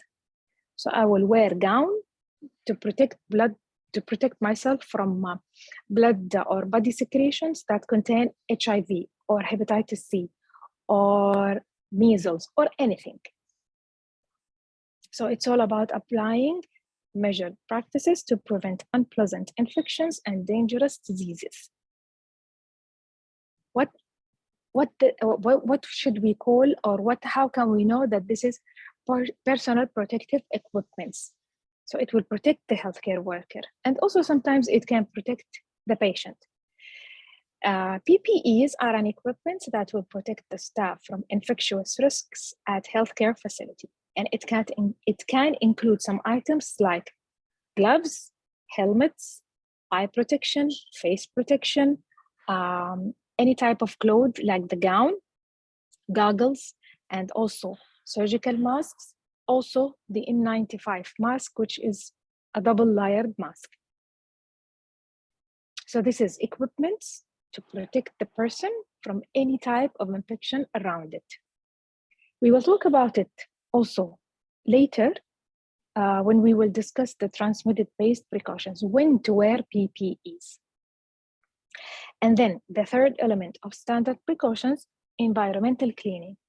I know as a general healthcare worker, it's not your job, or it's not part of your job to do the environmental cleaning, but it's the patient's right that you should screen him or test him or donate blood or fix anything with a procedure in this patient in a good, clean environment.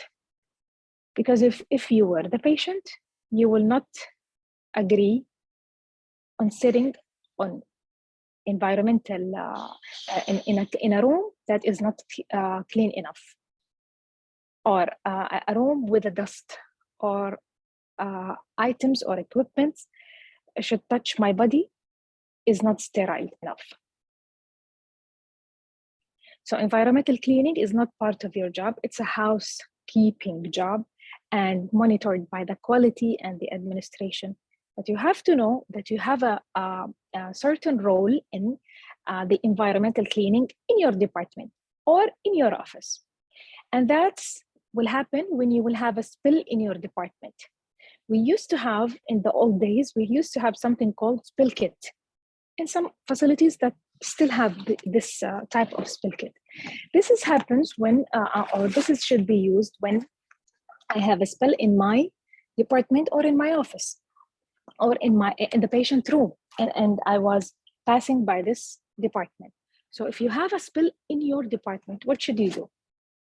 You will open the spill kit and you will use the instruction to clear or clean this spill. But nowadays, we do have something called spill wipe, only wipe. The wipe will have all the chemicals that I need, nothing more. And if you have a blood or body secretions or placenta or vomiting drops in your department, in your office, in the patient room, this is part of your responsibility of environmental cleaning to do an action. What can I do? I can clear the area, and this procedure is called CCC, 3 C's criteria. Clear the area. I can inform everyone around me, either staff or visitors or patients. Clear the area. No one should come around this spill. And I will try to contain the spill. And I will open the spill wipe and clean the spill. If I don't want to clean the spill, I should call housekeeping. So we added a 4th C to this criteria. Clear the area, contain the spill, clean the spill, or call housekeeping. So at least the spill, whatever is contaminated with, will not spread more or transmit to another department. So this is your job as a healthcare worker in your department, because any spills could be contaminated with anything. And this is only to prevent infectious disease from happening around us and to break the chain of infection. And this is type of prevention.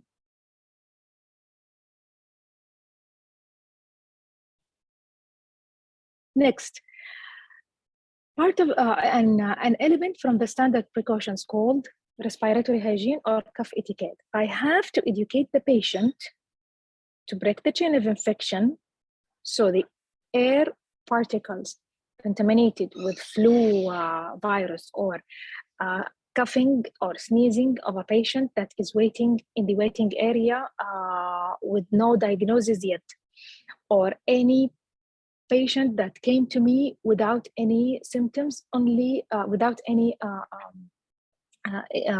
knowledge that he is coughing or sneezing, or he didn't complain about coughing and sneezing and he was fixing his teeth, for example, in the dental clinic.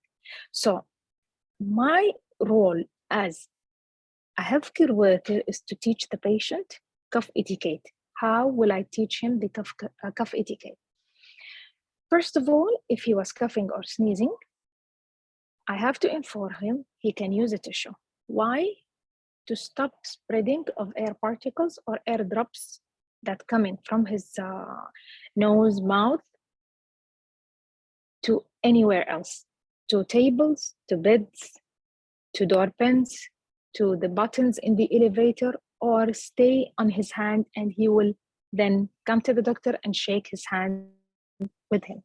So first of all, please use a tissue while you are coughing or sneezing.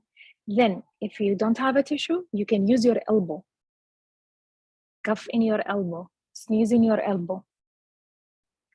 If it was a quick one, you can cough or sneeze in your hand, but at least after you cough and sneeze, please wash your hand.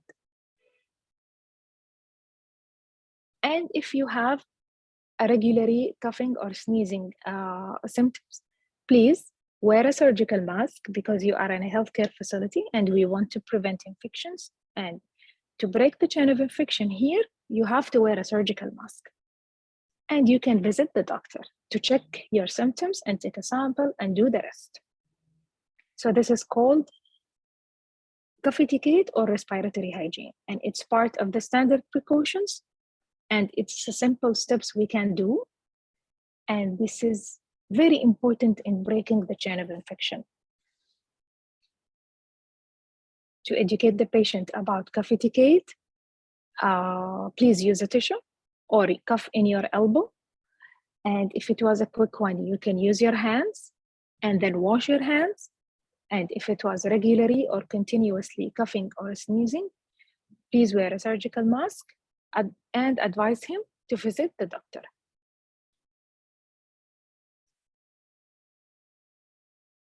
Next is needle stick injury, and it's part of the standard precautions. And needle stick injuries after using syringes and needles are common in healthcare facilities due to the wrong disposal of medical equipment. So we can find needles hiding in linen or general waste bags, and injure the healthcare workers, either the housekeeping or who is ever discarding the medical waste, and sometimes nurses, and encounter them unexpectedly. And if you had a needle stick injury from a known source, like a needle from a patient who was donating a blood, or we were taking blood from this patient and he has a positive result of hepatitis C, what should I do? So if it was a known source, it will be very easy. If it was unknown source, it will be more difficult. So what should you do if you had a needle stick injury? And your actions will help breaking the chain of infection. What should you do if you had a needle stick injury? First, you have to wash your injury. Run water and put your finger or the injured area under the water, only water. No need for soap or alcohol or any antiseptic or disinfectant material. Only wash your injury only with water. Then cover it or put your hand on it, you don't have to squeeze. Inform your supervisor that you had a needle stick injury or a slide injury or a big part of your body are injured in the work. And then you have to fill the documents with the injury details and what time it happened, where is the place, what you were using, did you perform hand hygiene, if you are protected enough. So we will fill the form. The form will go to the infection control department. They will do some investigations and transfer you to employee health clinics to do the rest. Employee health clinic will check your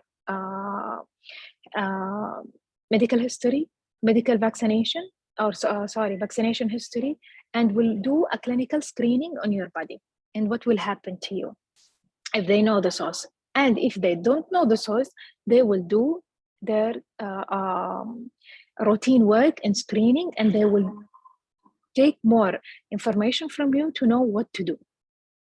But your job now, or your responsibility now, if you had a needle stick injury, to save your finger or to save your body parts, you have to wash your injury with water, cover it with bandage, inform your supervisor, and document the injury detail.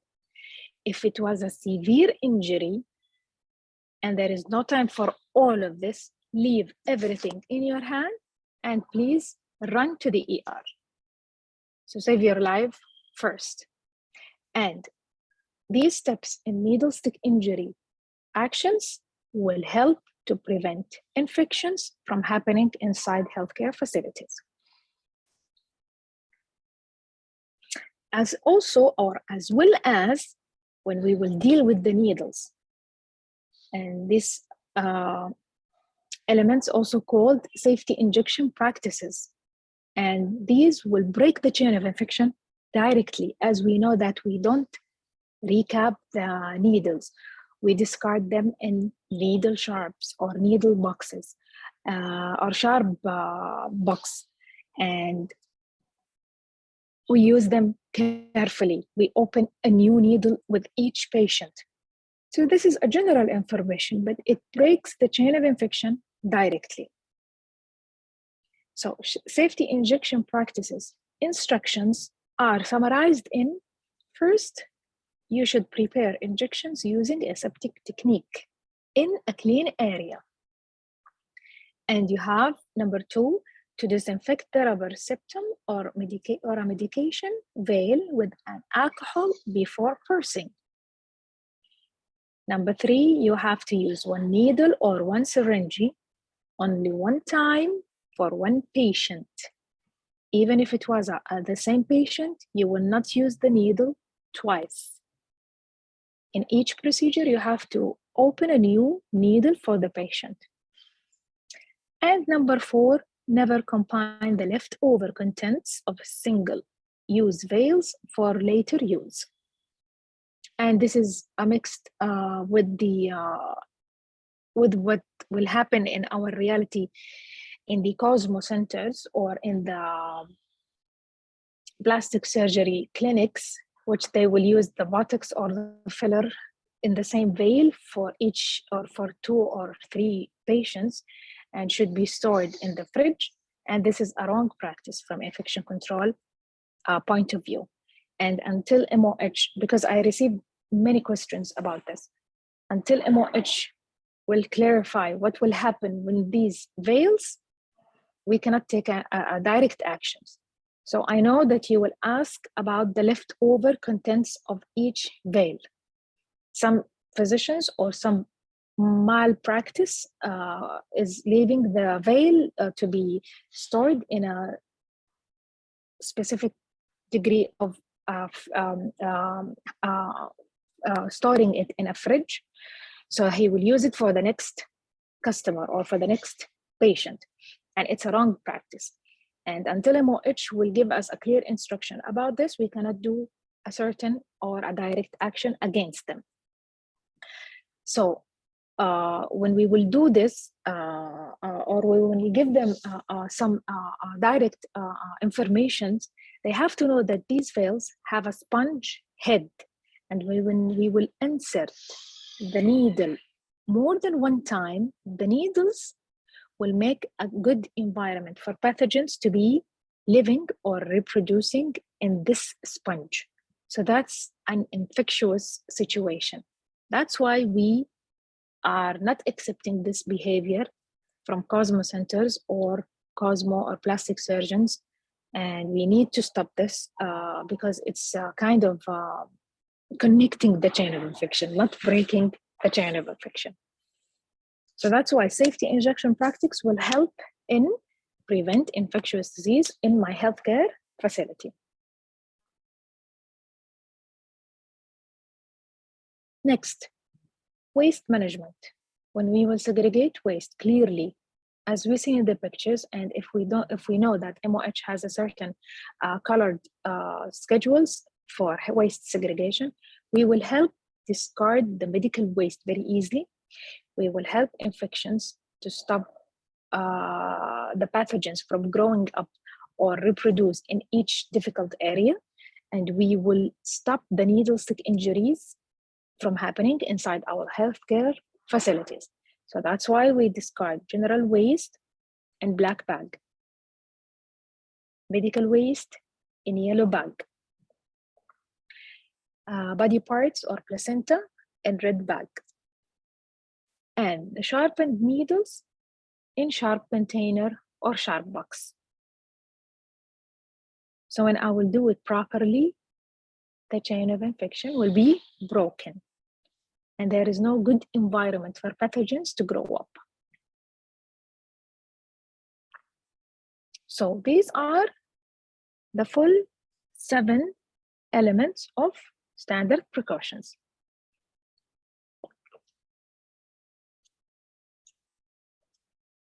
So we covered the first point of prevention the infection, which is precautions.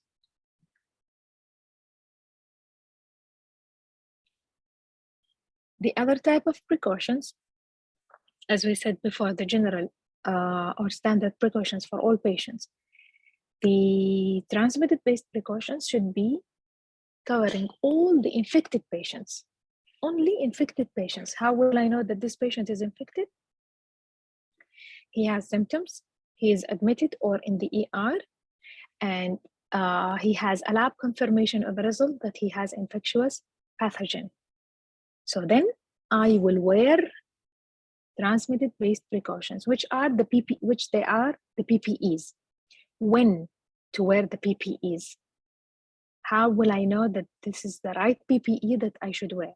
As we said before, the PPEs are considered as equipments to protect the healthcare worker, which they are gloves, gowns, goggles, face shield, surgical mask, N95 mask. But what should I do to know when to wear what type of PPE? Logically, in infection control, if you did think how the pathogen can transfer, as simple as it is, how does the disease transmit from one person to another, from a surface to another, from animal bite or from contaminated food or water, I will know what type of precaution I should wear. For example, if I have a patient with scabies, what's the most common symptom of scabies? Skin rash, skin redness, or skin pus sometimes. So that means there is a contact with the living contaminated cells. So that's when I will wear a contact precautions. What are the contact precautions? Gloves, gown, goggles, and some cases should be wearing the goggles and face shield. For example, for diseases, smallpox, chickenpox, salmonella, rotavirus, scabies. That why? Because they are transferring through direct contact, not by breathing, not air particles or any drops. So when you will think logically of how the disease will transmit, you will know directly what type of precaution to wear. And then, if I have a patient with flu or influenza, what should I wear as a precaution to break the chain of infection or stop the flu parts or particles or drops to transmit from one patient to another? Patient with flu or patient with rubella or with mumps, in some cases of MRSA. What to wear? I have to stop the drops from spreading more by wearing a surgical mask. So this will stop it and will prevent it. So when you will think logically again with the disease or the pathogen transmission or way of transmission, you will know what to wear. And last but not least, if you have a patient with TB or pneumonia, you cannot see the pathogen transmitting, but you can imagine how does it transmit? What are the most famous symptoms? Coughing, sneezing, shortness of breath, sore throat. So this is called an airborne transmission. The pathogen will transmit through air particles. So when I will know that this patient is having pneumonia, measles, TB, the pathogen in this patient will transmit or go out from the first body through the air particles, coughing or sneezing. So I should stop this chain of infection and break it and stop spreading by wearing double-layered mask, which is called N95 mask.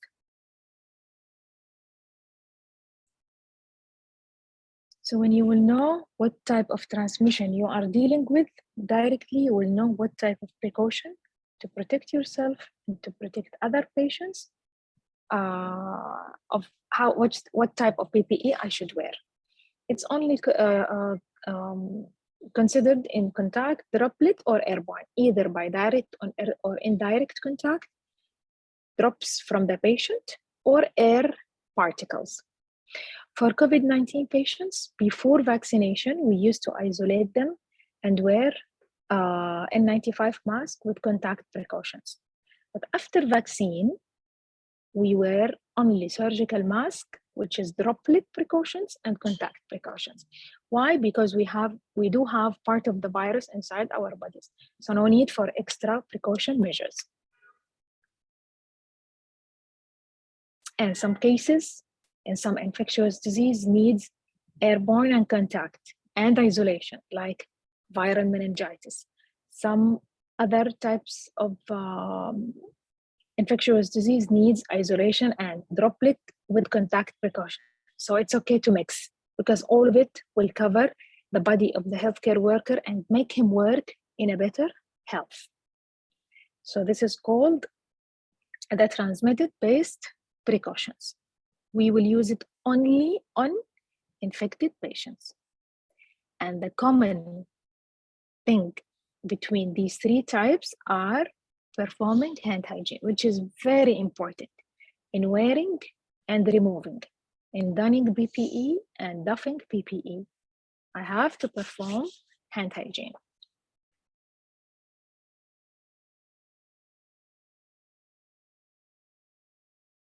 Second point of prevention is the vaccination, which we did talk about it yesterday.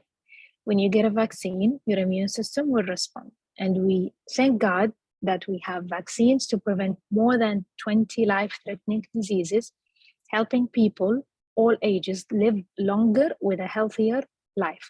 And as we said yesterday, when you will receive a vaccine, your immune system directly will respond to build a protection against this foreign body, which we call it antigen. And immunization currently prevent 2 to 3 million deaths every year from diseases like diphtheria, tetanus, pertussis, chickenpox, and even the pneumonia or influenza or COVID-19. So we have a blessing procedure or a blessing story in our lives that we do have the invention of vaccines. As a healthcare worker, what should I take as an important vaccines to me? First of all, I have to take 3 doses of hepatitis B, and it's mandatory in some areas or in some private or general or governmental sectors. 3 doses of hepatitis B, 016, at your first day. What do we mean by 016? At your first day in your work or first week, and then the second dose should be after 1 month from your first dose. So after 1 month, and the third dose should be after 5 months from the first dose. So this is why we call it 016. If you are a healthcare worker, hepatitis B could be given to non-healthcare workers on a shape of 2 doses, 0, 1. Dose number 1 will be at any day. Dose number 2 after 1 month from the first dose. Also, I do have to receive one dose of a yearly influenza vaccine, and it's very important to take it, especially in the flu season, from November and until March each year. We also do prepare our campaigns to encourage people to take the influenza vaccine yearly, especially elderly people. But as a healthcare worker, it's mandatory to have hepatitis B and influenza. It's very important. Also, I have to take MMRV, which is a vaccine against measles, mumps, rubella, and varicella, which is chickenpox. And they are combined now in 1 dose of vaccine. I should receive it as 2 doses, MMRV, 2 doses. And 2 doses given 4 weeks apart. So the first dose should be like in any day. The second dose should be 1 month after the first dose. Number 5, the vaccine of tetanus, diphtheria, pertussis, which is Tdap. This should be given as 1 dose each 10 years. And the meningococcal vaccine, which should be given 1 dose each 5 years for healthcare workers. And as regularly as all of us, or most of us, receive the COVID-19 vaccine, which should be taken on 3 doses. So the healthcare worker should, as we said yesterday, should read, encourage, teach or educate, and help others and encourage them to take the vaccines just to protect their lives or to live a healthier life or boost their immune system. Third element of prevention of infections is the medications. We also did talk about it yesterday, and how the antimicrobial or antibiotic resistant bacteria will help in spreading more infections in our healthcare facilities. And that's why we have to conduct to the vision of antimicrobial stewardship in each hospital or each healthcare facility. Why? Because antimicrobial resistance is a term of the number of infections caused by the bacteria that are resistant to commonly used antimicrobials in increasing worldwide. The resistance is all about the bacteria that are reproducing new generations that can have more skills or are born with more smartness skills that can exchange genetic information and fight against any type of medication or fight against any type of immune system, and try sometimes in some cases weaken the immune system. And the misuse of antibiotics will lead to more resistant for any type of future medicine and will not break the chain of infection. As I said before, it will connect the chain of infection and make it complete. So that's why I have to conduct, as I said before, to the vision of antimicrobial stewardship. I have to promote giving the right antibiotic to the right patient with the right dose and duration. So this procedure will help decrease all type of resistance of antibiotics. Sorry, there is a mistake in this slide. Decrease the resistance of antibiotics. Even if I was a healthcare worker, it's not allowed or it's not easy for me to take any type of medication as much as I can or as much as I think I can help my body with. Don't borrow or don't take any medication that is not suitable for you or not prescribed only for you, according to your case and lab tests. The type of resistance that might be happening inside our healthcare facilities known as famous as MRSA, methicillin resistance, and vancomycin resistance, and these are the types of some antibiotics. Also CPE, carbapenemase producing enterobacteriaceae, and ESBL, extended spectrum beta lactamases. And for lab staff, these are famous, or pharmacists sometimes. So when I will know what to do or how to prescribe the medication, the right antibiotic for the right patient, it will save more time, it will save the patient's life, and it will save the costs of spending more money on buying or selling the medications. And it will for sure prevent more infections.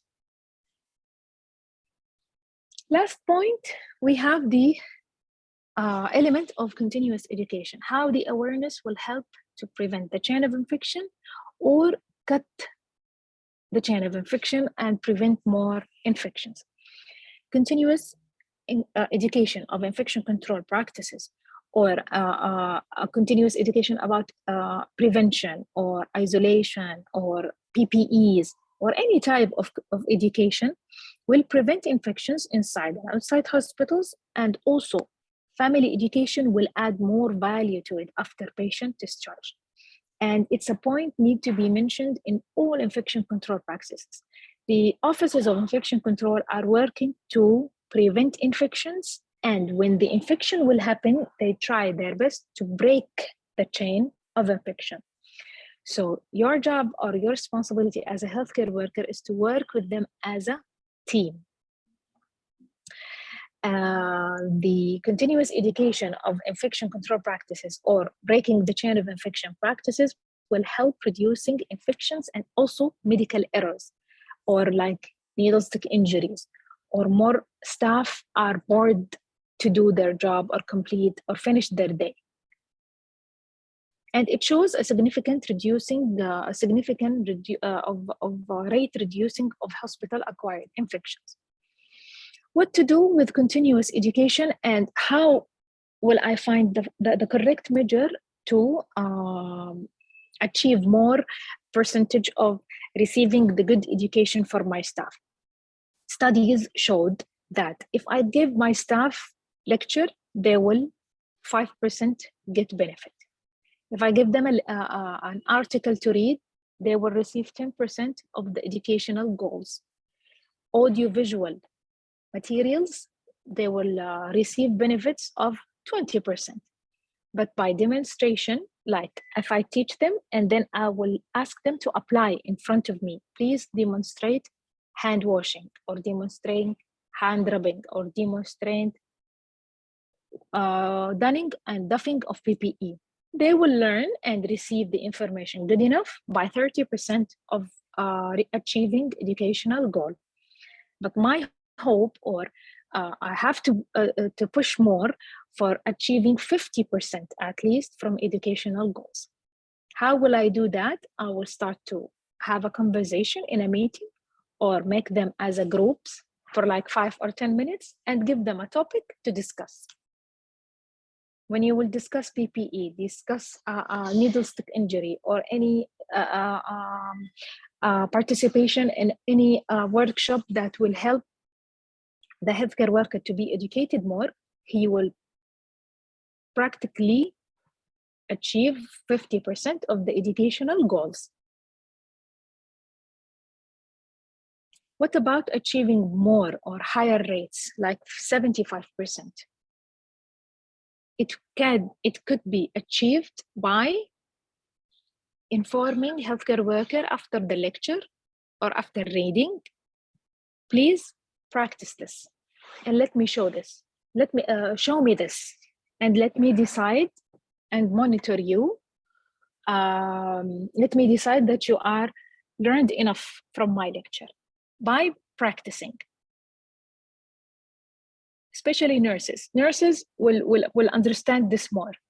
Studying studying on papers or like reading an articles is not as the same as practicing. Practicing will make their unconscious mind to save and memorize the practice by daily routine habits. And if I did make my dream big by want to achieve the educational goals more, I do really think that I have to ask my good staff that are practiced well, that are teach well, and they are doing the best or the 5-star services giving to the patient. I have to ask them to please teach your colleagues this type of action or improvement for the staff will give him motivation to teach his other colleagues, and other colleagues will teach the other also colleagues, and this will achieve the educational goals by 90%, as studies showed, and you can apply this in your facility. So I know that sometimes lectures are boring, but they are not like practice, or by when you will observe the practice for like years, you will teach others. So how to break the chain of infection inside my healthcare facility in each point. With the infectious disease, I can break the chain of infection by early diagnosis and antimicrobial stewardship, stop resistance of some bacteria with antibiotics. And the second point, in the reservoir or the first victim, الضحية الأولى، كيف أوقف أو أقطع سلسلة العدوى. How to break the chain of infection in the reservoir host by cleaning, disinfection, sterilization, and applying infection control policies, and طبعا and for sure the pest control procedures or policies. How to break the chain of infection in the third point, the portal of exit. The virus will try to exit from the first body. How can I break the chain of infection here? By wearing precaution, by PPE, by hand hygiene, by cuff etiquette, by also segregation of the waste management or waste segregation. When I will have a contaminated surgical mask, I will discard it in yellow bag. When I will have a cup of a patient that is contaminated with any type of pathogens, I have to discard it also in a medical waste. Why? Because it's contaminated with the patient. Anything related to the patient, discarded in medical waste in yellow bag, please. How can I break the chain of infection in the point of mode of transmission? Stop the virus or the bacteria from transmitting by hand hygiene, wearing PPE, food safety. I should make sure that I am eating or drinking the hygiene enough food, by cleaning, disinfection, sterilization, and sometimes isolate the patients that are already infected. So I will make the mode of transmission for the pathogen is impossible.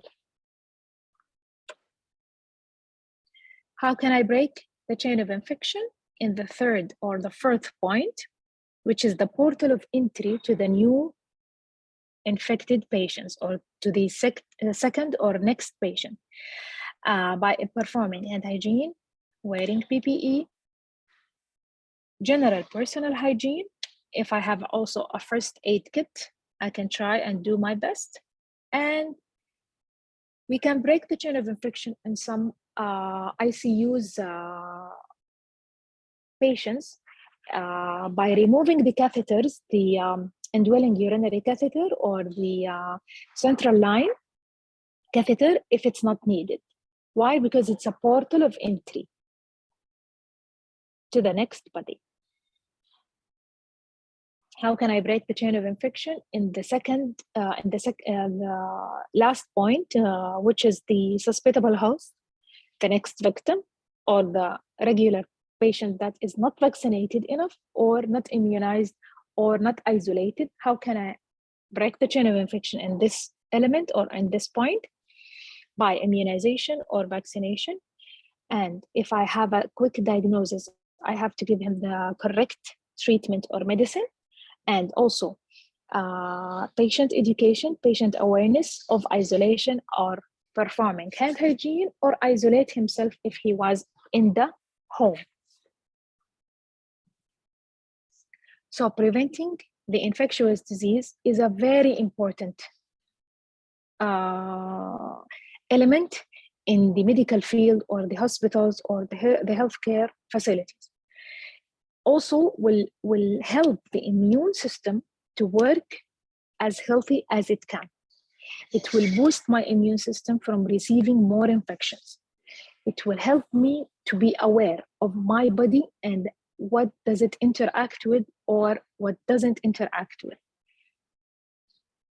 So for now, I want you to wake up. So before we should take a break, don't sleep.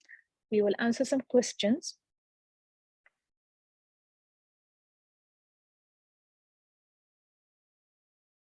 So you can answer in the chat.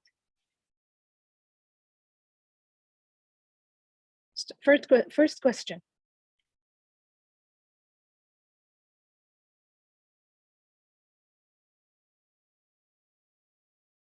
There are 3 types and 5 moments to perform hand hygiene. What do you think? Read the question carefully.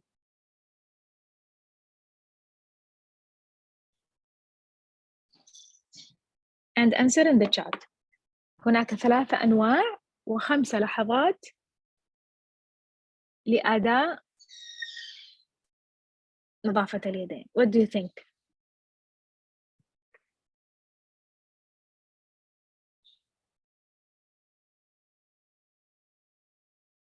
Okay, if there is 3 types, what are the types of hand hygiene? If it's true, what are the types of hand hygiene? Not true.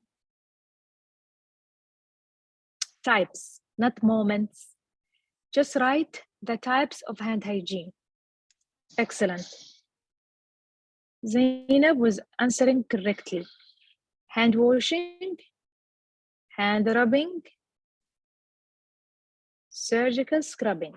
These are the types, الأنواع الخاصة بنظافة اليدين. غسيل اليدين، تعقيم اليدين، والسيرجيكال سكرابينج اللي يخص موظفين العمليات أو اللي حيدخل غرفة العمليات. طيب 5 moments. 5 moments of hand hygiene. هي 5 ولا أكثر؟ صحيح، هو السؤال إجابته صح إنه في عندي 3 أنواع لنظافة اليدين و5 لحظات لتعقيم أو نظافة اليدين. بس اللحظات نظافة اليدين هي 5 اللي هي 5 المهمة اللي لازم أطبق فيها نظافة اليدين. Yes, 2 before and 3 afters. Excellent. Excellent. 2 before to protect the patient from the healthcare worker. Maybe the healthcare worker will come with the contaminated hands. 3 afters to protect the healthcare worker from the patient.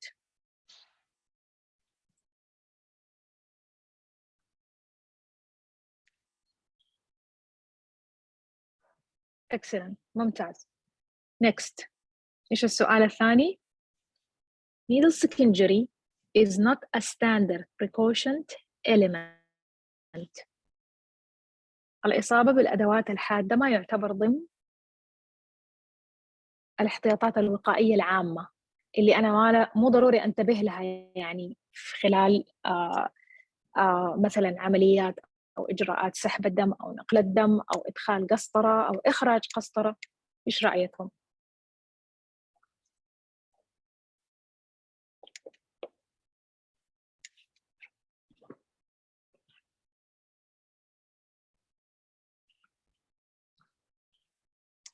false معناته خطأ. yes هو معيار أساسي. it's a standard precaution element is very important.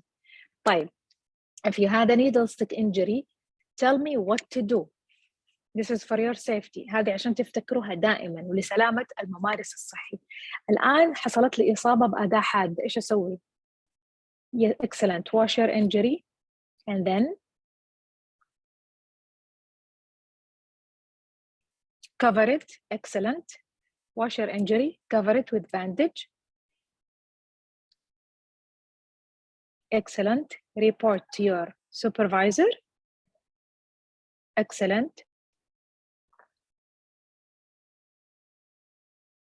excellent then document the injury.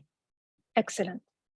هذه عشان تكون في وعي الممارس الصحي كده يعني محفورة في الذاكرة، إني أنا أغسل يدي أو أغسل الجرح، أغطيه وأبلغ إدارتي أو مديري وأعبي الاستمارة. الاستمارة حتروح لقسم مكافحة العدوى وحيعملوا معاك أسئلة أو investigation تحقيق بسيط عشان يعرفوا إيش الحادثة اللي حصلت. حيرسلوك للإمبلوي هيلث كلينيك عيادة الموظفين مع الاستمارة عشان يسووا لك الفحوصات المطلوبة ويراجعوا تاريخك المرضي، تاريخ التطعيمات، إيش اللي حصل بالضبط، إيش مصدر الدم أو الإبرة أو الآلة الحادة اللي كنت بتشتغل فيها وعملت لك الإصابة. excellent. عيادة الموظفين هم حيعملوا الفحوصات سواء كانت HIV اللي هو HIV أو hepatitis C أو تطعيمات أو إلى آخره. بس أنت الآن في موقف حرج حصل لك إصابة بآلات حادة أو أداة حادة في العمل، إيش الشيء اللي لازم تسويه عشان تحمي نفسك وعشان تقطع كمان سلسلة العدوى ما تتكرر هذه مرة تانية. طبعا البلاغات الكثيرة للإصابة بالأدوات الحادة والآلات الحادة تساعد المستشفى على إنها تنتبه فين السلوكيات الخاطئة. So reporting more than documents in needle stick injury will help the administration to take an action against malpractice or mistakes from healthcare workers. So we will prevent more infections or break the chain of infections inside our healthcare facilities. Okay, next question. CCC is the main process of environmental cleaning اللي قلنا عليها 3C's criteria: clear the area, contain the spill, clean the spill, or call housekeeping. Is it the main practice or the main procedure of environmental cleaning؟ هي الأساس. environmental cleaning هل هذا الأساس فيه؟ ركزوا في السؤال. It's not the main practice لأن environmental cleaning ما يشمل بس السوائل. It's not the main practice. أيوة كده، بس أبغاكم تنتبهوا للأسئلة. تعرفوا الأسئلة دي زي حقة البرومتريك، إنه هل هذه ال 3C's criteria اللي أنا أسويها لما يكون في سكب للسوائل أو دم أو إفرازات من جسم المريض على الأرض في القسم عندي، هل هي الأساس في بيئة أو الغرفة أو العيادة النظيفة؟ Yes, excellent. هذه مهم إنه أنا أعرفها كممارس صحي. هي ما هي الأساس، لكن هذا دوري تجاهها لما يصير عندي spill in my department. This is my part, my responsibility. So it's not the main environmental cleaning process. هي ما هي الأساس في البيئة النظيفة أو الغرفة أو العيادة النظيفة. العيادة النظيفة هي اللي يكون خالية من الغبار، الأدوات فيها مرتبة، معقمة، نظيفة ومغلفة. حتى المكتب، حتى الكيبورد، حتى الشاشة، حتى الكراسي، الباب، كله نظيف. لأنه في يوم من الأيام قد أكون أنا المريض وأدخل على عيادة أو غرفة غير نظيفة أو معقمة كفاية، فاللي ما أرضى على نفسي بلاش أرضى عن الناس.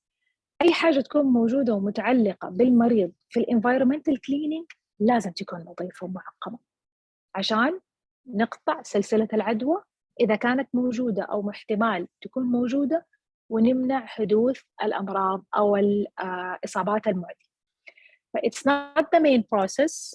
The main process is to provide a good, clean, hygiene clinic with clean table, with clearing from dust, with a disinfected or with disinfected, yes, offices, chairs, keyboards, screens, doors, door pens, even the lightning buttons or instruments or equipments that I will use in this clinic. This is all should be cleaned, sterilized enough, and packed enough. So the CCC criteria is only for spells. Yes, only for spells. What to do? زي النقطة تبع needle stick injury. أنا أهتم بس بالشيء اللي يخصني أنا كممارس صحي. إيش الشيء اللي أسويه لما تصير عندي إصابة بأداة حادة؟ الشيء اللي يعني أقدر أعمله أنا واللي متاح حولي. في نفس القصة اللي هي لما يكون في سوائل مسكوبة في قسمي، إيش الشيء اللي أقدر أسويه عشان أمنع العدوى وأقطع سلسلة العدوى بشكل عام. طيب I will answer you back يا تهاني when we will finish. طيب fourth question. First step of educating respiratory hygiene to patients is to cuff in their elbow. What do you think? Respiratory hygiene. إيش أعلم المريض؟ على آداب العطاس. Yes, it could be considered as yes, but it's okay, it's acceptable. بس أحتاج أسمع منكم أو أشوف أنتوا إيش فهمتوا من تعليم المريض لآداب العطاس عشان نقطع سلسلة العدوى.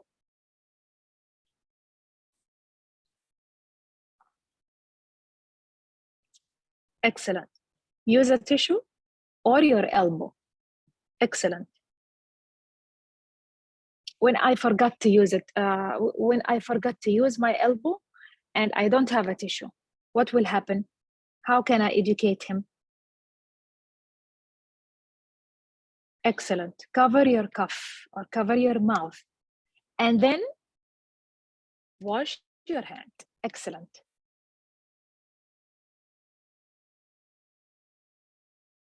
Good. لذلك ممتاز. كيف أعلم المريض آداب العطاس؟ إنه يعطس في منديل أو يكح في الكوع، يغطيها بالكوع. إذا ما لحق أو نسي أو ما عنده منديل ممكن يستخدم يده، بس على طول بعدها يغسل يده أو يعقمها على الأقل. على الأقل يغطي العطسة أو الكحة بيده، ما يساعد في انتشار هذه الذرات، وخاصة في منشآت رعاية صحية أو مستشفى. وبعدها يغسل أو يعقم يده.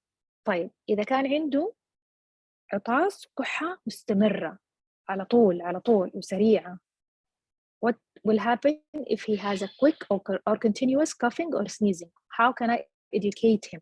إيش أقول له؟ كيف أنصحه؟ Excellent. First, wear a mask, a surgical mask, عشان تقطع سلسلة العدوى. إيش كمان ممكن أنصحه؟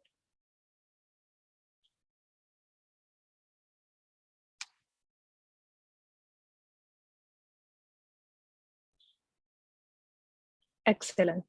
Visit the doctor عشان نعرف إيش عنده و how to prevent it and how to treat it. Excellent. لذلك يعطس في منديل أو يستخدم الكوع أو يستخدم يده وبعدها يغسلها. وإذا كانت عطسات أو كحة كثيفة يلبس القناع ويزور الدكتور. Excellent. آخر سؤال. What type of precautions should we use when we are dealing with COVID patients? اللي صاحي هو اللي كان صاحي في المحاضرة هو اللي حيعرف. Zainab, I will kill you. Using mask, physical distance. Oh, okay.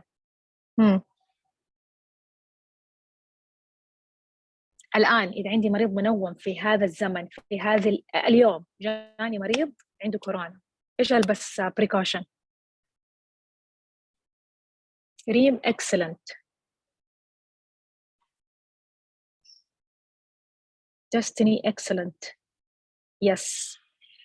الآن what type of precautions I should wear in these days for COVID patients? Not N95, no. N95 was before vaccine. So that's why I mentioned it specifically in the lecture. Excellent. For now, I will wear droplet and contact precautions, which is surgical mask, gloves, gown, face shield, goggles, and some cases isolation if he was in severe condition. For now, before vaccine, we used to wear what? We used to wear N95 and contact precautions and isolate the patient. Why? Because we didn't know the components of the virus or what skills does he have. Now, after receiving the vaccine, I don't have to wear double layered mask, which is airborne, because I have part of the virus inside my body. So as I said yesterday, when the vaccine tried to be smarter than me and try to enter my body, he will find part of his family inside my body in the vaccine, and he will hate this behavior, and he will go out with less symptoms, trying to find a new good environment to live in. هذه الحيلة اللي الحمد لله على نعمة وجودها، اللي هي التطعيمات اللي موجودة عندنا عشان نحتال فيها على الكائنات الدقيقة المعدية. لما حيجي يدخل الفيروس إلى جسمي مرة ثانية، حيلاقي جزء من عيلته موجود أصلاً وعايش ومتكيف مع البيئة اللي أنا تفاعلت فيها ووفرت له هي في جهاز المناعي، فما راح يدخل بنفس طريقة العدائية، ولما يجي يخرج بأعراض أقل من المعتاد. حيروح يدور على بيئة نظيفة أخرى يروح حاول يدمرها قدر المستطاع. لذلك قبل التطعيم كنا نلبس فقط قبل التطعيم لمرضى كورونا المنومين عندنا في مراكز الرعاية الصحية كنا نلبس N95 ماسك اللي هو طبقتين من القناع الجراحي اللي تحمي الممارس الصحي مع الكونتاكت بريكوشنز. بعد التطعيم الآن ما يحتاج ألبس N95. Surgical mask أو القناع الجراحي مع الكونتاكت بريكوشنز will do the job. تفي بالغرض. طيب now we are ready for questions. إذا عندكم أسئلة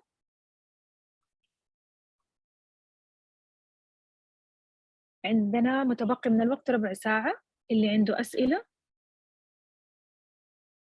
يتفضل. If you have any questions.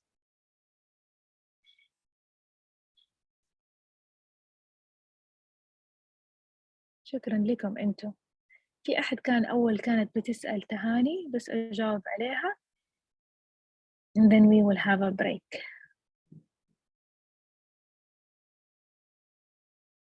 How to prevent blood-borne transmission in high-loaded hospital of surgical operations. طبعا how to prevent these اللي هو blood-borne transmission, hand hygiene, PPE, and isolate the patients. In OR operations, يعني typically the patients يعني regularly there are no two patients in the same OR. So I think that's enough. Hand hygiene and PPE, and that's enough.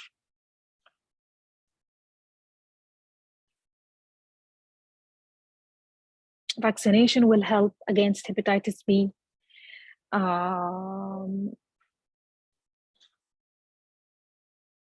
Education of the patient, education of the healthcare workers will help also. If you don't have any questions, I will share with you my contact information slide. And thank you for the attendance. Thank you for listening. Thank you for responding to questions. I hope that my lectures were clear enough. شكرا لحضوركم، وأتمنى أني أكون شرحت بشكل مبسط لكل الممارسين الصحيين الأشياء الأساسية لمنع أو قطع سلسلة العدوى ومنع انتشار العدوى الموجودة داخل منشآت الرعاية الصحية. الشريحة هذه فيها طرق التواصل معايا لأي سؤال كان، حتى لو في تخصص الانفكشن كنترول والعمل فيه أو المستقبل والدراسة. يسعدني حضوركم وسعيدة بتواجدكم. الله يوفقكم جميعا. اللي عنده أي ملاحظة أو عنده أي سؤال يتفضل. ويعني أي حاجة تقنية أخرى تكون عن طريق الدعم الفني. أتمنى لكم التوفيق جميعا.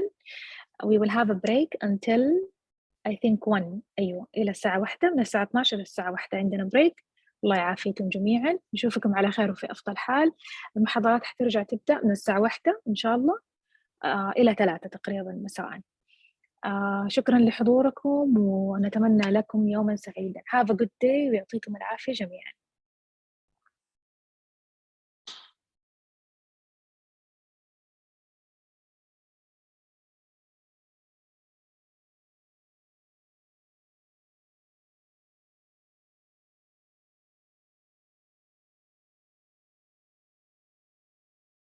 ممكن تكون أو ممكن تكون نتيجة major surgery or whatever. but المشكل إنه صار في عنا عدوى أو التهابات أو inflammation على surgical site infection، وهذه طبعا في لها كثير من الامباكت، يعني في كثير من الامباكت على هذا الموضوع اللي رح نشوفها and you'll be talking one by one. فإذا surgical wound is a cut in the skin for a procedure. نحن we are going to do a procedure مثل ما حكينا، سواء عملية أو لابروسكوبي أو نادور أو whatever, there is cutting on the skin. طبعا who's responsible to do this is the doctor. This is purely a doctor job to do the cutting on the wound or the cut in the skin. This is purely a doctor job. طيب now any cut in the skin, it might give an easy access to the germs into the body. وقت بيكون أنا عندي cut، فإذا this is the main door of entry for the bacteria and germs to enter your body and to do the, you know, and later you will have the inflammatory reaction disease. فإذا since the virus is entering your body through a surgical cut wound، فإذا رح يكون في ردة فعل and it will be resulting in a infection اللي حنشوف يعني signs and symptoms. هلا وين تكون الامباكت؟ ممكن يكون على skin which is يعني الانفكشن بتكون still at some low level, but in case of a severe infection هذا هالشيء ممكن يوصل للأورجانز وحتى على الامبلانت، لأنه بتعرفوا مثلا بعض المرضى نحن مثلا بنعمل لهم الهيب ريبليسمنت فور اكزامبل، we will have a implant. نعمل بيس ميكر أو هيب ريبليسمنت فور اكزامبل، أو بالأخص والعمليات الميجر سيرجري وقتها بيكون في عندنا سباين سيرجري وبنحط امبلانت. you could imagine إنه مريض عنده spine surgery and you know how much this operation it's painful. بتعرفوا هذه العملية قديش هي مؤلمة and at the end patient and with infection على الامبلانت. فإذا مثل ما شفنا الامباكت تبع هيدي الانفكشن it's too much. The impact on this infection is too much. For this reason we need to be careful. Surgical site infection. هلا when you will know that there is a surgical site infection, especially after 2 or 3 days post surgery، أو حتى ممكن تكون up to 2 or 3 weeks post surgery. ممكن يكون هذا الموضوع خلال يوم بعد يومين أو 3 من العملية، أو ممكن يكون بعد أسبوعين يا 3 أسابيع من العملية. وهذا مثل ما حكينا هيدا الانفكشن it might be spreading in your body. بساعتها you will feel unwell. بتبلش عندكم العلامات اللي بتدل على الانفكشن that we are going to talk about. فإذا هيدي as a general introduction to the infection or the cat surgical site infection. This is as introduction.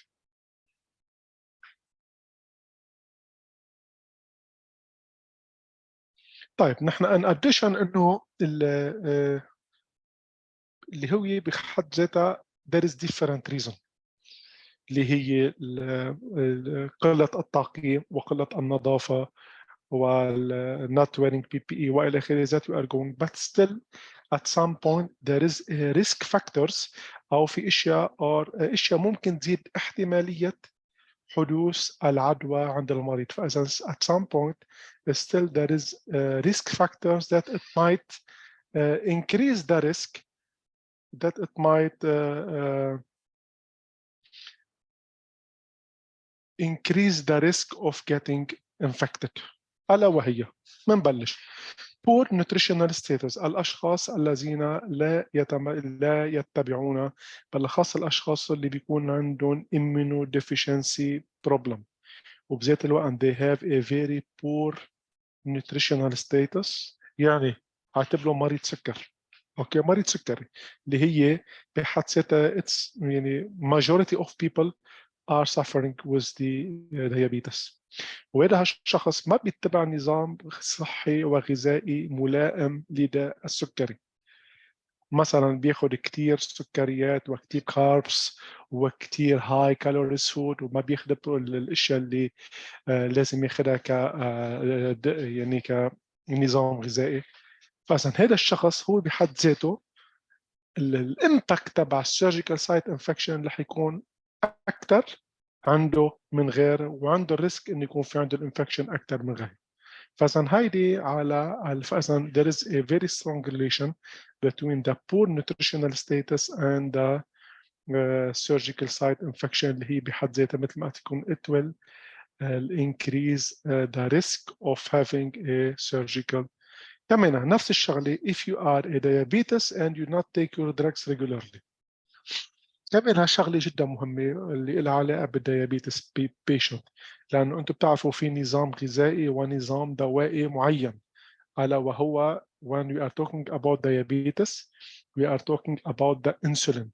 الانسولين اللي هو just to regulate the level of sugar in your blood.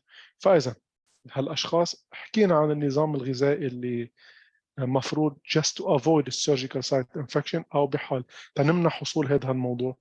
بس بذات الوقت شغله جدا مهمه انه الانسولين او الميديكيشن should be taking on time مشان امنع هذا الموضوع. لانه اذا مفروض مثلا بيحكيك الدكتور سلايدنج سكيل على جرعات معينه باوقات معينه كمان we need to take it on time. بدنا ننتبه انه ما ناخذ جرعات زائده ولا ناخذ جرعات ناقصه مهم ناخذها on time. هيدي كلياتها مثل ما قلت لكم يا اخوان هيدي اشياء this is all a factors that if there is any shortcut it might increase the risk of surgical site infection. فإذا this is it will increase the risk of surgical site infection.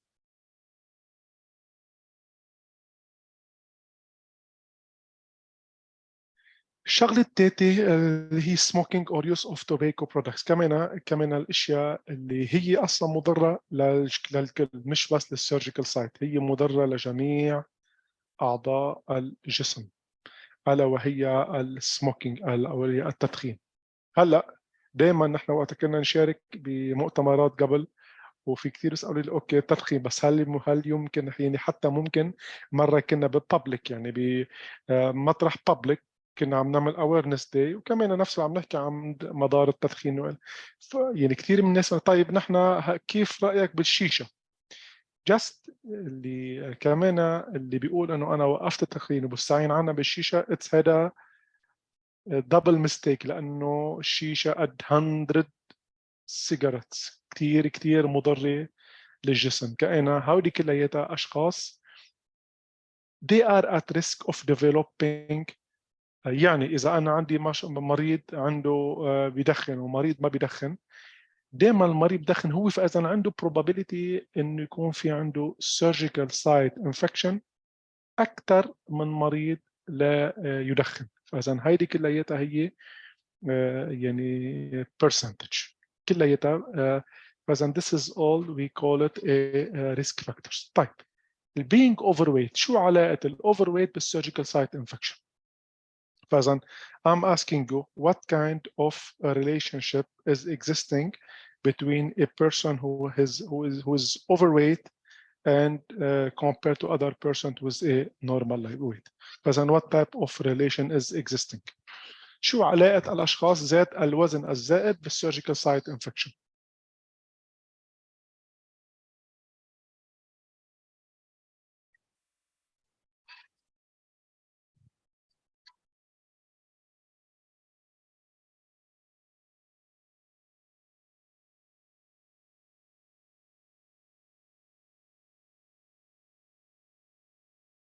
فإذا what can excessive fast. Thank you. يعني if you have a excess fat راح يكون it will be very, very difficult for the wound just to heal. فإذا it will be very difficult for the wound for healing if you have an overweight. فإذا الوزن الزائد كمان this is it will affect the healing of the wound. It will be very difficult for a person who is overweight. It will take time, or if there is, but it will increase. لأنه كل ما تأخر الالتئام الجرح كل ما يكون risk of infection أكثر وأكثر. For this reason, because this type of population are at high risk of infection to get infected, يعني because of overweight they are at high risk to get infected. And then this is, as you see, overweight or the extra weight, it's always a problem. دائما الوزن الزائد هو بحد ذاته مشكلة. If you have other infected wound, like what? يعني ليش other infected wound it will affect the surgical site infection? Like what? Or other infection? Like what? For example, if you have a patient who has already a MRSA or methicillin staph aureus. فإذا methicillin resistant staph aureus. هيدي كمان يعني if the patient has a wound, for example, not related to the surgery, but for a reason he had another surgery, this type of people are at risk of infection because due to the current infection that they have. يعني مريض عنده, for example, he have a fracture and he had an open wound. Okay, he has a fracture and he has an open wound. But for a reason, he went for OR to do another surgery, which is not related to the main one. This person, he's at risk because the main wound, he has MRSA, for example, عنده type of infection. He has a MRSA. فإذا he is at high risk, this person. طيب كمان if you have a weak immune system like HIV, chemotherapy, and transplant patient, كمان what kind of relation exists in?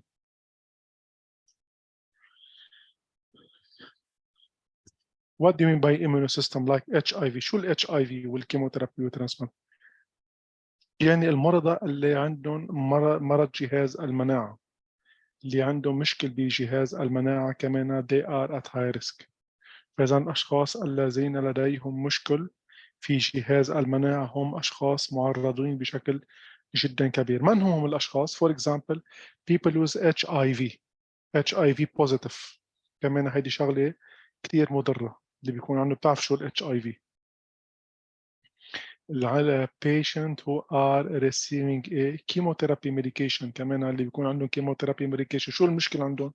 What kind of problem with the chemo medication والoncology patient؟ شو المشكلة الأساسي عندهم؟ شو بيعمل chemotherapy بالميديكيشن بالpeople؟ What will happen؟ بس وين اللي بيشتغل أكتر؟ شو بيصير أكتر شيء excellent. What else؟ المناعة. بس how you could see it. شو بيكون عندهم مرضى الكيموثيرابي ربنا يشفيهم جميعا؟ شو المشكلة عندهم؟ المشكلة بصير في عندهم سيفير نيوتروبينيا. سيفير نيوتروبينيا، مشان هيك بيكونوا كتير معرضين للإنفكشن أكثر من غيرهم. دائما مرضى الكيموثيرابي اللي ربنا يشفيهم جميعا هن مرضى معرضين أكثر من غيرهم، لأنه this is what we call أخذنا نيوتروبينيا أو low WBC. منشان هيك risk of infection it's highest and highest in relation to other people. مشان هيك المرضى الكيموثيرابي بنقول لهم دائما انتبهوا على حالكم، ما تختلطوا، be careful, take the PPE whatever، لأنه they are at high risk إنه يصير في عندهم long term of steroids. كمان this is one of the complication إنه كمان they are at risk. long stay in the hospital. شو علاقة long stay in the hospital بالsurgical site infection؟ تكلمنا عنها كذا مرة بالسابق.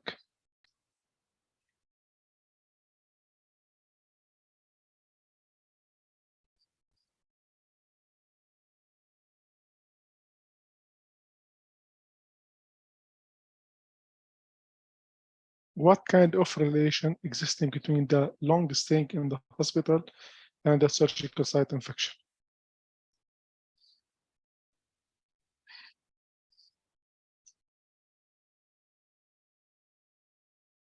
Excellent. Long stay in the hospital, it will kill the normal flora. Excellent. In addition, the long stay of the hospital, it will increase your risk of getting infection simply because you are exposed to different people who are already sick and infected. كل ما تكون انت وقت بالمستشفى، كل ما تكون exposed. تذكر انه احنا بالمستشفى it's an environment full of bacteria, of virus, or different things. فإذا more exposure to the other patient, to the environment of the hospital, more you'll be exposed, more you are at risk. فإذا you should avoid the long stay because more exposure it's related to more risk. And a woman using the woman using contraceptive pills كمان هودي they are at high risk. فإذا هودي الأشخاص مثل ما قلنا إنه هودي الأشخاص هن بحد ذاتهم أشخاص معرضين أكثر من غيرهم على السيرجيكال سايت انفكشن، especially إذا كان عندهم أو يعني أي نقطة من هودي النقاط اللي تكلمنا عنها هنا.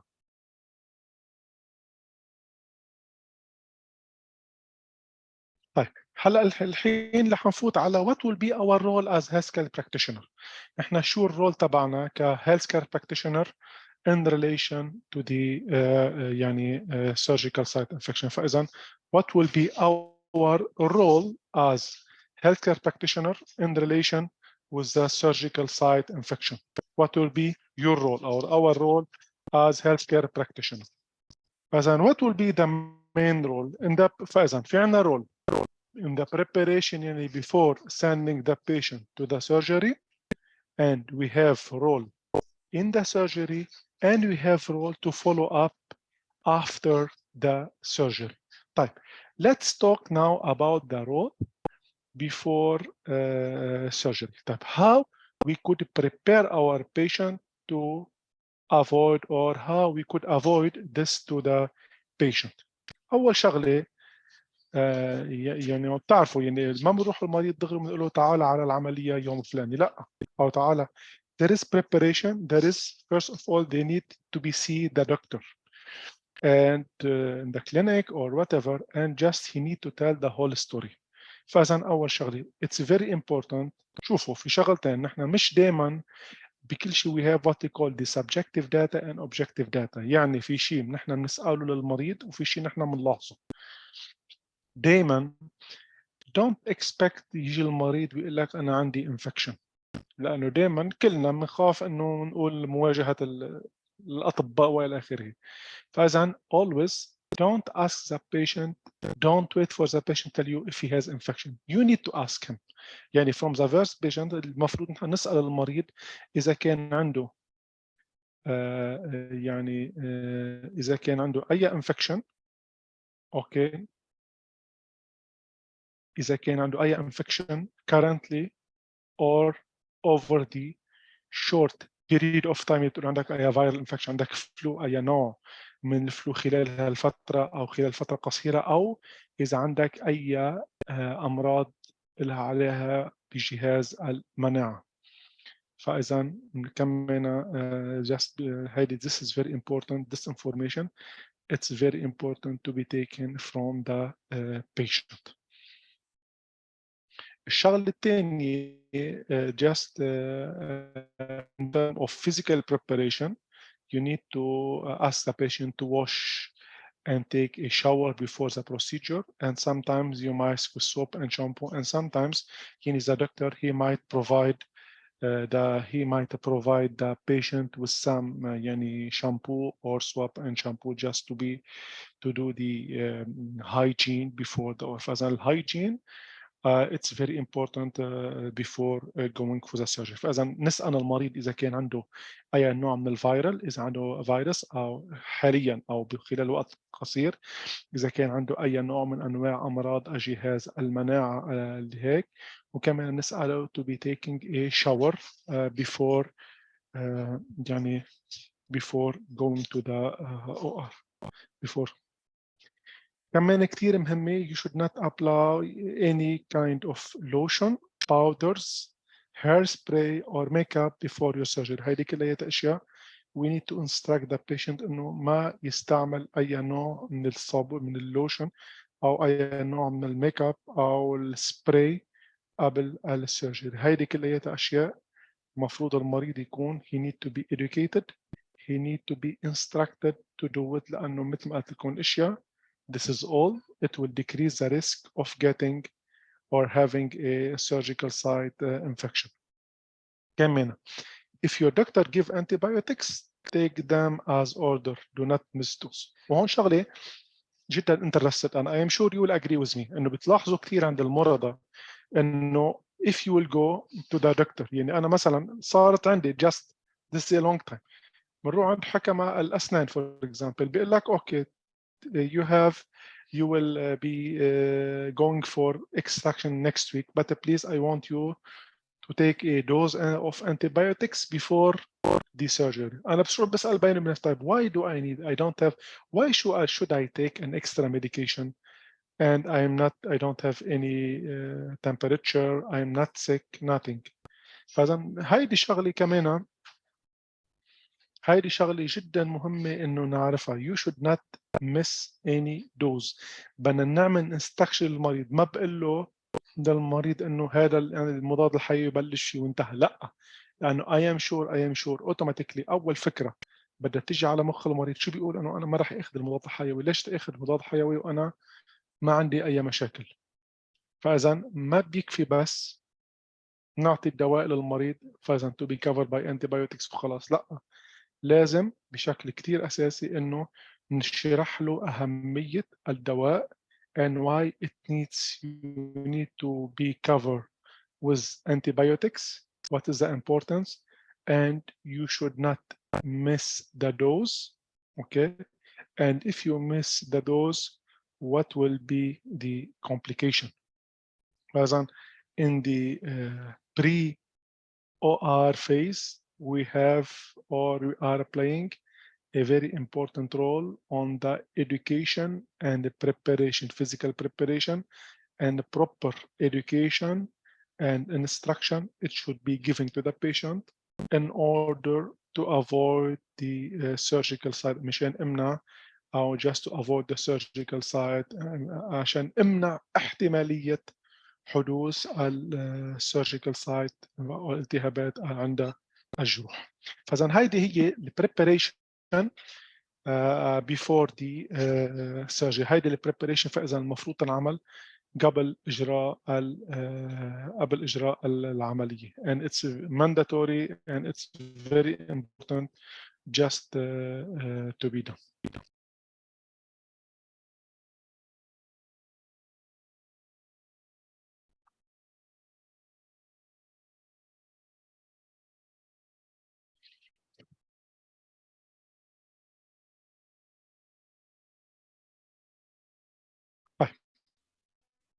Now, what kind of preparation is required during surgery?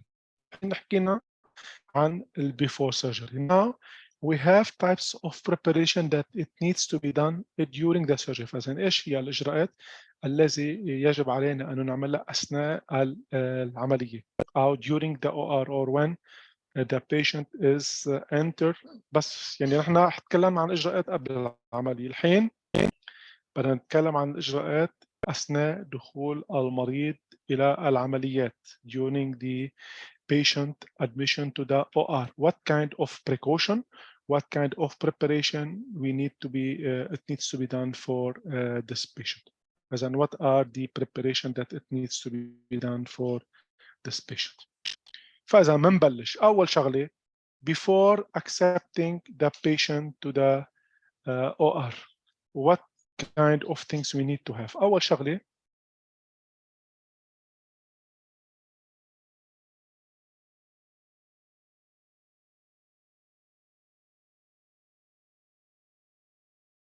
present. During the surgery, we need to check the consent in المريض, everything was explained, and to do the quick physical assessment to the patient. Type. The patient now, he is in OR. Now, what kind of room is available in OR in order to avoid the infection? فإذا شو هي أنواع الغرف or what kind of room is available in the OR in order to avoid. نحن وين بنحط المريض؟ بنورمال روم، بنيجاتيف بريشر روم. What kind of room فإذا شو هي أنواع الغرف الموجودة بغرف العمليات for example? Do you know what types of room are available?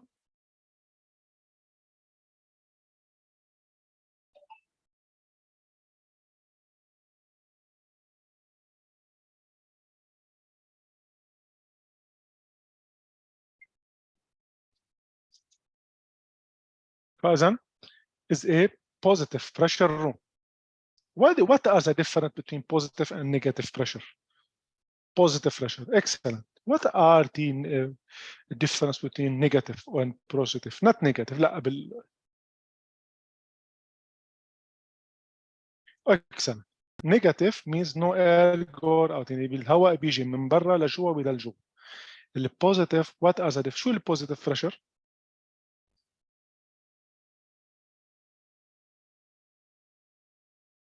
positive is regular, but the positive pressure it's بالOR.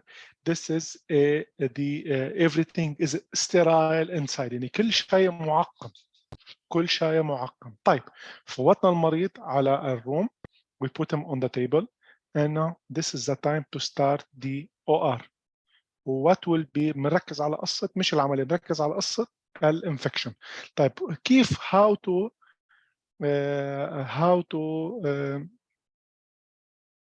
avoid the OR during the surgery, how to avoid the infection during the surgery.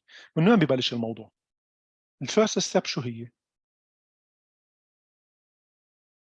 فإذا what are the first step؟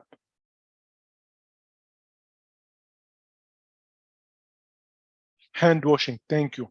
فإذا the first step is to do not any hand washing, is to do a surgical hand washing. في فرق بين الهاند washing العادية اللي بنعملها and we have a surgical hand washing that it needs to be applied. طيب now second, what are the most important point after doing the surgical hand washing? Maintain sterility. What else? Before cleaning of the surgical site, before cleaning, what are the main point? Before signing, what be the main? Before the gloves. Okay, gloves, follow. التعقيم. What do you mean by التعقيم? No. Identified patient already, this is by default. But here we are talking. شو لازم نشيك على شغلة جدا مهمة.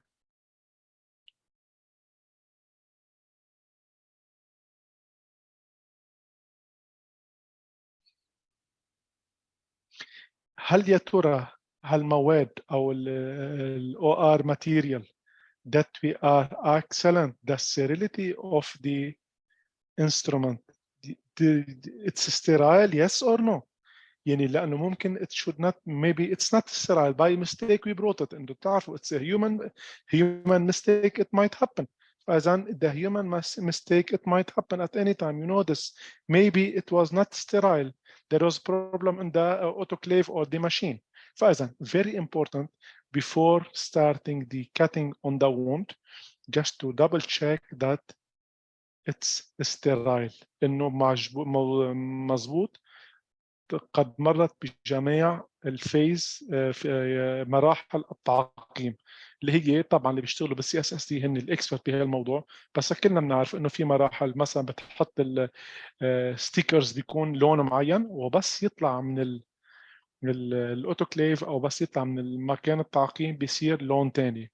اذا ما تغير اللون فاذا في عندي مشكل بالتعقيم. فاذا ما باخذها انا باي جارانتي انه انا اجت من السي اس اس دي خلص ببلش، بدي شيك انه هل يا اللون اللي هو متغير and it's يعني there is no shortcut and there is no compliance بهالموضوع. فاذا this is I need to double check. طيب now I will double check وتأكدت انه there is no problem. تأكدت انه it's well, it's sterile وما في اي مشكل والتعقيم صار كويس. Now this is the time to do the cut wound. فاذا we need to do the proper cleaning of the wound before going. في ما ببلش دغري cut wound، دغري ببلش بعمل cleaning with betadine or whatever and we will do the incision. فإذا this is the preparation يعني and be careful إنه مثلا إذا مريض عنده ما يكون حد مريض infected وإلى آخره. فإذا this is the preparation inside the OR. Now patient, he ended the surgery and he went to the, now he is in the recovery and he is in the unit, original unit. What kind of preparation it's important in order to avoid the surgical site infection?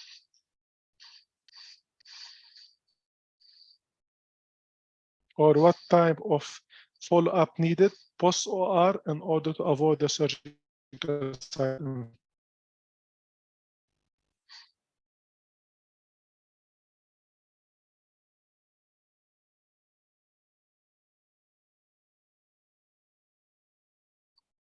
Serialized equipment, already we saw it before.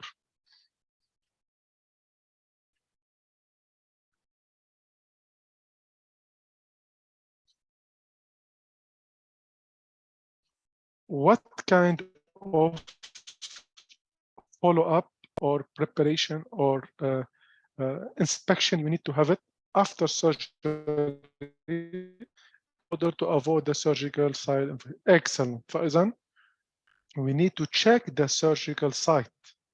We need to check the surgical site. Check what? If there is a bleeding, if there is a fresh blood, if there is discharge. This is from the surgical site. If there is oozing, thank you. What else? This is in terms of the site. In terms of the patient, what do we need to check? Redness, discharge, excellent, we mentioned. In terms of the patient, what do we need to check? For the patient, we need to check if there is any, the hemodynamic of the patient, especially the heart rate and the blood pressure, because if there is severe infection and the very severe bleeding, the patient, he might have, he's in a shock. He might have, he's in a shock status or hypovolemic or shock or whatever, or sepsis of severe infection. And this is the kind of preparation that it needs to be done after completing the surgery to the patient. And always check the bandage and instruct when you can take a shower. This is all kind of instruction that it needs to be given to the after completing the OR, after finishing from the OR. فإذا if you will be taking good care of the surgical site, it will avoid the infection. We need to keep the good hygiene, cleanness, stop the smoking, as we said, and always we need to take a rest. دائما الراحة الجسدية كثير مهمة عند الأشخاص and healthy diet very important. طيب now, what type of diet do you think it's important for the patient in order to avoid the surgical site infection? We'll be talking about مش رح نستبق المراحل. طيب.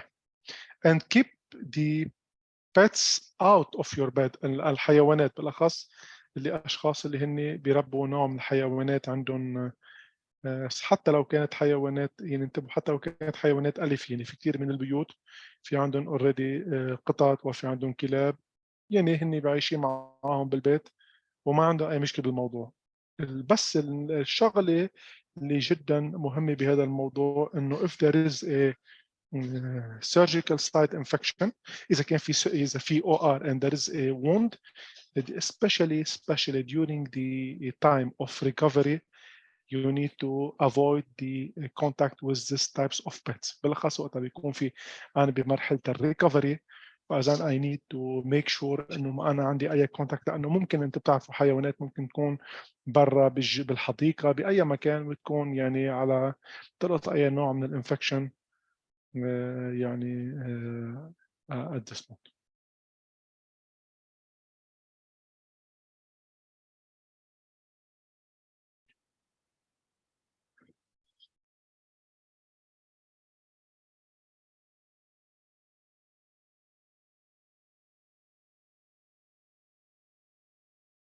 طيب now if you'll be talking about the physical activities وتبقى نحكي الحين عن physical activities للمريض. طيب do you think what do you think generally would we should patient should avoid the physical activities, yes or no? نحن عم نحكي انتبهوا بعدنا بمرحله الريكفري. طبعا الفيزيكال اكتيفيتيز ضروريه بكل الاماكن والازمان زي ما بنقول بس في مرحله الريكفري would you advise the patient to do physical activities?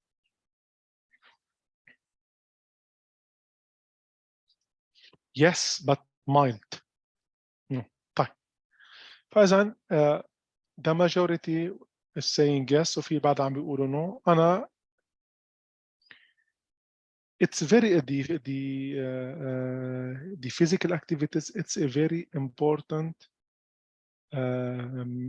for the people for the recovery but at the same times you should you should be careful about what types of physical activities we could do it and what types of physical activities it's forbidden or not allowed. طيب أول شيء physical activities generally we need to do it but what types it's a very mild physical activity especially on the early days of recovery بالمراحل الهيلينج الأولى.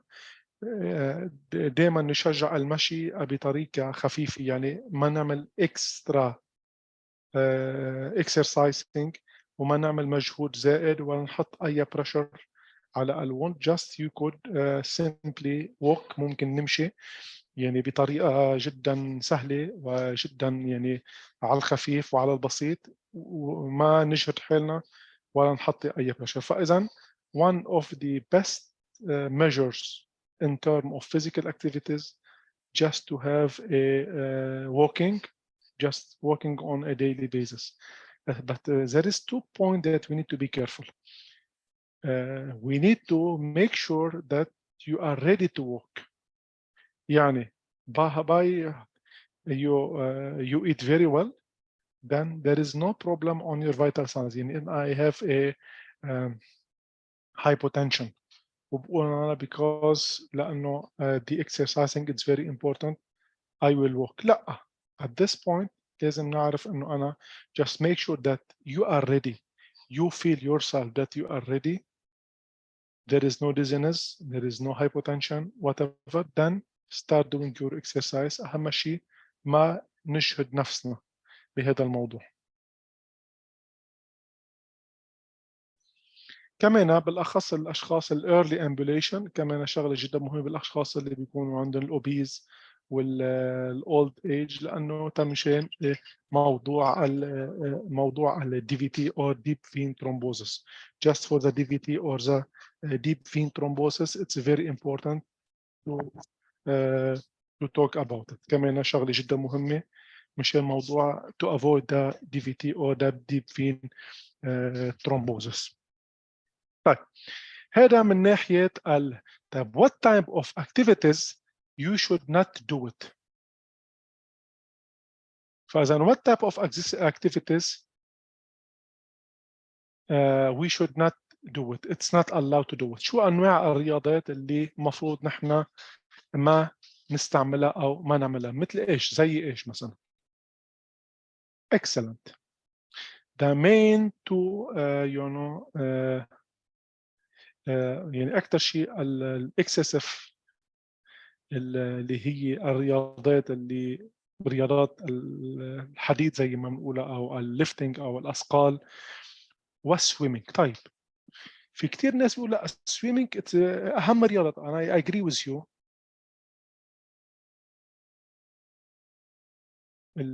انه السويمينج هي اهم رياضه ممكن من الانسان، بس بهالحاله السويمينج وي شود افويد ات. ليش؟ لانه ممكن تحط بريشر على الوند، ممكن تفتحه كمان. الكلور ممكن هو بحد ذاته هو يسبب الكلور بحد ذاته هو يسبب يعني الانفكشن للمريض. to avoid wound infection. إذا الرياضات الثقيلة ورياضات رفع الأثقال وهيدي كلياتها والسباحة you need to avoid especially. انت هلا بعدين ببعد السيرجري وقت المريض بيقطع مرحلة الريكفري، وهذا بصير شيء ثاني بالاخص المرضى اللي بيكون في عندهم يعني sometimes رياضة السويمينج very important بالاخص المرضى اللي بيكون عندهم اي عمليات، اللي بيكون عندهم عمليات بالسباين، اللي بيكون عندهم عمليات بالظهر وعندهم عمليات بالهب. هودي بالاخص مثلا مرضى السكوليوزس اللي يعملوا عمليه السكوليوزس او الهيب ريبليسمنت، هيدي اهم شغله عندهم هي السباحه. اهم رياضه عندهم. اوكي، اهم رياضه هي السباحه. بس نحن عم نحكي هون عن الايرلي ستيج او بالمراحل الاولى من الهيلينج اللي هي we need to avoid it.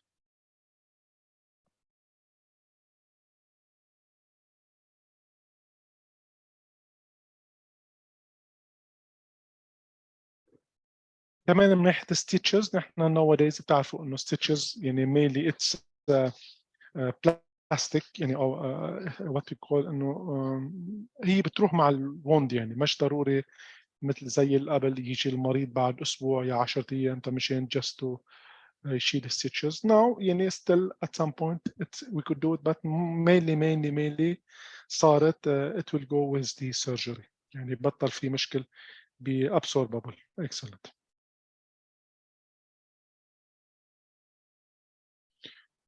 فاذا مثل ما حكينا هيدي نتيجه السيرجيكال سايت انفكشن ممكن يكون فيها انفكشن، سكيرينج، نمونيا والبادي كلوتنج. طيب what are the signs and symptoms or when do we need to take care or to escalate or to inform the doctor. فاذا اول شغله المريض وقتها بيصير في عنده العلامات الثانيه اللي وهي if the patient has a high temperature مثل ما حكينا، اذا كان عنده swelling او عنده redness أو عنده pain on the site of infection أو عنده yellow discharge أو greenish discharge أو bloody discharge أو full or smell or bad smell coming from the cut site، or حتى إذا كان في الcut site open up بالخاص وقتها بيكون فيه a severe infection. هيدي كلياتها we need to be. Or even sometimes there is no signs and symptoms, but for 2-3 weeks after this or for 2-3 days after the surgery you are not feeling well. ما عندكم إحساس إنه أنتم كويسين.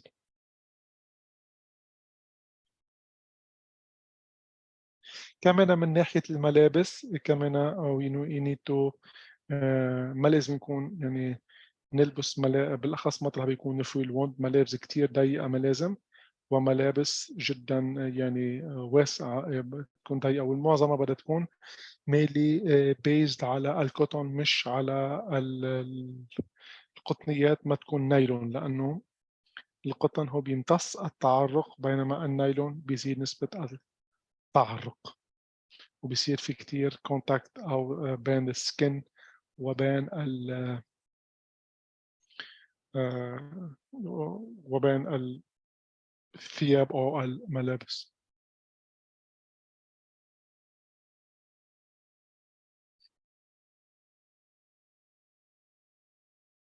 دائما before sending، لأنه مثل ما حكينا surgical site infection هي ممكن تصير يعني 2 to 3 days after surgery or 2 3 weeks.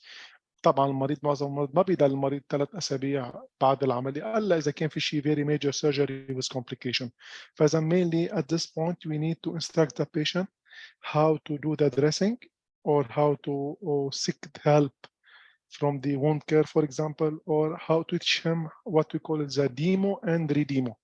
بطلب من المريض انه انا بعمل ديمونستريشن قدامه وبعدين بطلب انه يعمل ريد ديمونستريشن منشان يعني just to make sure انه قبل ما يروح بيت يعرف كيف يتعامل مع الموضوع، وبعطيك الإديوكيشن والإنستراكشن، وأهم شيء بقول له when to go back to the hospital إذا صار في عندنا الأشياء اللي تكلمنا عنها. Any question about the first session?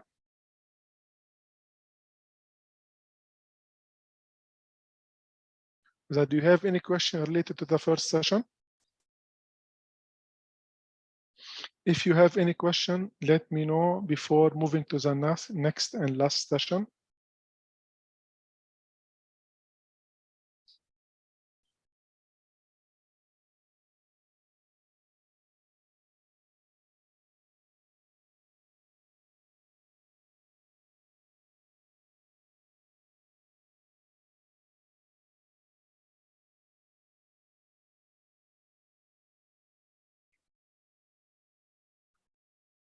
What are you going to talk about the abscess؟ حدا سألني عن الابسس.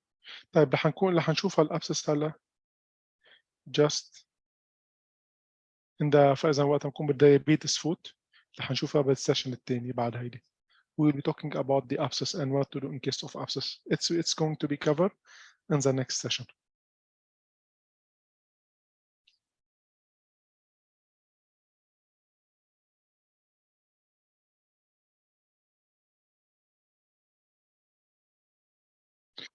diabetic patient needs extra. رح نتكلم يا أخت مشاعل الحين السيشن الثاني إن شاء الله بشكل الأسرع عن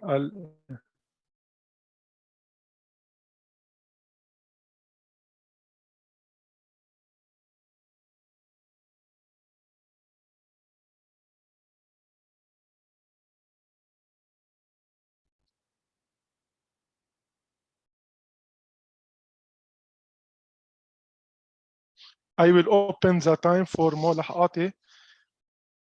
What is the importance of routine antibiotics pre-surgery؟ كتير مهمة إنه نحن the patient to be covered with the antibiotics، لأنه إذا كان في أي نوع من البكتيريا أو الانفكشن، ودائما نحن وقتها بنعمل كات ووند أو السيرجري it will decrease the immunodeficiency system، لأنه it will open the door for more bacteria and virus to come in. وقت بنعمل coverage for the antibiotics then it's more better عشان نمنع هذا الموضوع.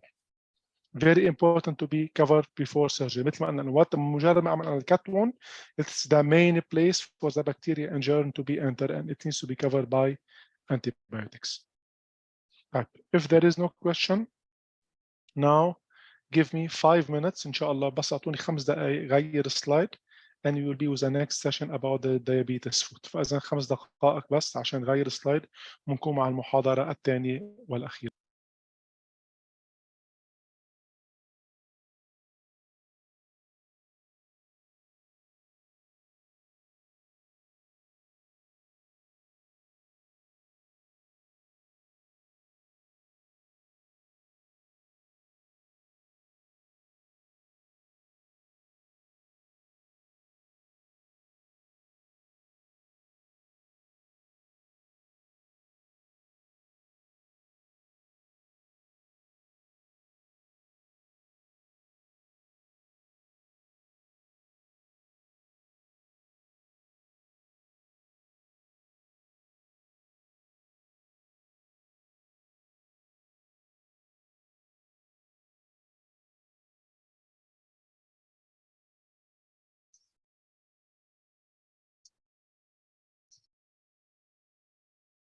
الصوت واضح؟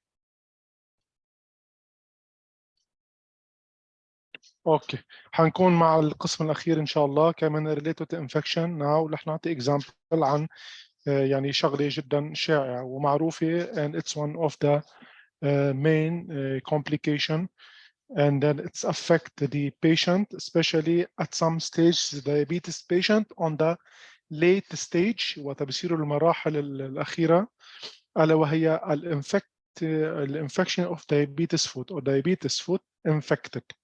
فsomehow you could avoid it, how to treat it, what kind of follow-up needs to be done. هذه كلها يعني اشياء we need to talk about. طيب diabetes foot أول شغلة. فإذا as you know this is يعني for the patient mainly or for diabetes patient which one هو من الأمراض المزمنة و there is million around the world affected with the diabetes. For example, if you will be taking about the high number وكمان there is there is two types of complication اللي هي الميكرو and macro angiopathy، ومنهم الا وهي اللي حنتطرق عنها بما انه احنا مش عم نتكلم عن السكر بمعنى السكري، احنا بدنا نشوف عن الانفكشن اوف ذا diabetes foot او التهابات الديابيتس فوت شو هي سببها. فاذا اول شغله بنشوف انه دائما one of the statistics it was done على 4400 مريض، عملوا لنا ايفالويشن 4040 مريض 4400 مريض معا سكر خلال 25 سنه، يعني هن مرضى سكرى اخذوا 44000 مريض او سوري 4400 مريض complaining of diabetes for 25 years. Out of 4400, 2200 they end with neuropathy and diabetes disease or diabetes foot or foot ulceration or foot infected وتبعيات اللي هي بتصير. فإذا مثل ما شفنا كل ما المريض طول بالسكر معه وكان عنده a very poor lifestyle وما ياخذ الميديكيشن on time واللايف ستايل تبعه very poor, he might end with a complication. One of the major complication that will come يعني after a long period of time with the diabetes is the diabetes foot اللي حنشوف نحن شو هي مراحلها وكيف بتصير.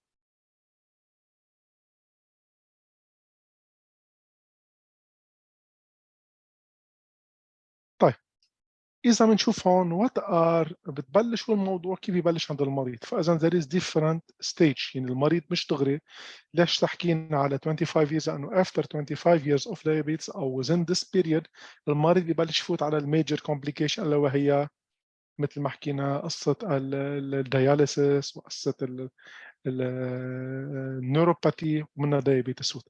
فإذا أول شغلة هي بفوت بمراحل معينة from grade 0 till grade 5 اللي بتصير بمرحلة جدا متقدمة، وبساعتها بنبلش نحكي على مرحلة بتر الرجل والامبيوتيشن والى اخره ساعتها هون. فاذا بنشوف بالجريد 0 what did you notice here؟ شو لاحظته بالجريد 0 here؟ شو لاحظته بالصورة هنا؟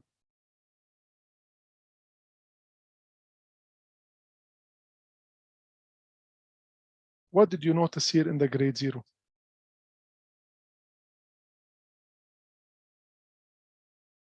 How the fit it looks.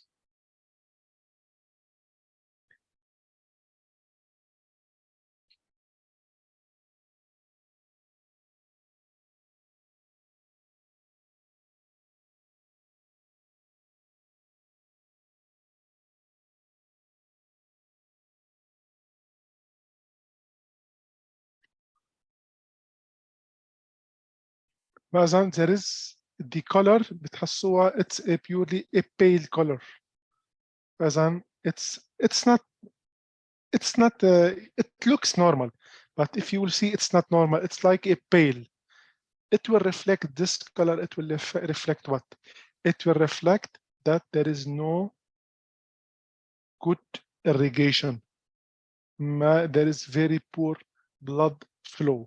فإذا مريض السكر مع الوقت بتلاحظوا إنه الرجل بتبلش يجي اللون الأبيض زي لون الثلج، وبتحسيها يعني sometimes it's very hard to touch it. ولون هذا بيعني إنه ما في good blood flow أو ما في good irrigation لل blood supply. Excellent. طيب بالجريد 1 what did you notice؟ شو لاحظتوا بالجريد 1؟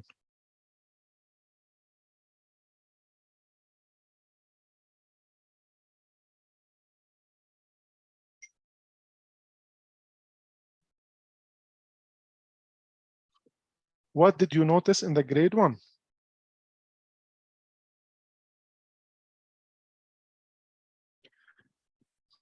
In the grade 1 صار في عنا as you said kind of redness and swelling. لاحظتوا انه الرجل هون بلشت تنتفخ واللون الأحمر or a redness and swelling.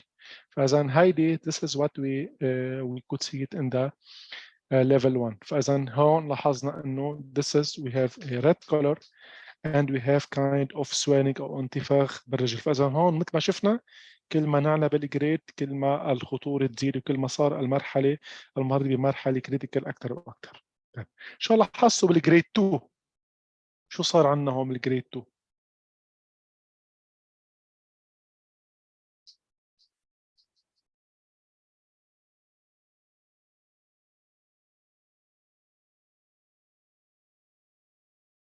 هون فإذا بلشنا كمان بمرحلة أكثر ألا وهي مرحلة الألسر. صار في عندي deep ulcer مثل ما شفتوا هنا penetrating down to the ligaments and muscle. فإذا صار في عندي deep ulcer ونازل على ligaments and muscle. بعد ما وصل لمرحلة البون ما صار في عندي مرحلة الأبسس اللي هي رح نشوفها بالمرحلة الثالثة ألا جريد 3 ألا وهي الديب ألسر. صار في عندي ديب ألسر والسيلولايتس، صار في عندي أبسس، وصار في عندي مرحلة الأوسيومالايتس، وبعدين فت بمرحلة الجانجرين. وهون ببلش أحكي أنا وقت بتسمعوا إنه مرضى فاتوا بمرحلة الامبيوتيشن أو البتر. هون بنكون فتنا بهيدي المرحلة.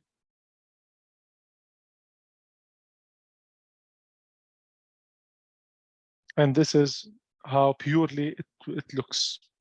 شفتوا يعني هون المريض بأي مرحلة بيصير. جانجرين. ثانك يو. أكيد جانجرين هي مرحلة البتر الرجل من شيء just to avoid what sepsis. This is how it looks purely. هون يعني more clear picture about you could see the color إنه it's purely black. بتشوفوا إنه خلص يعني ما بقى في irrigation بشكل كلي تقريبا، وصلت بمرحلة بالأخص هنا وصلت بمرحلة بدي يصير مرحلة البتر.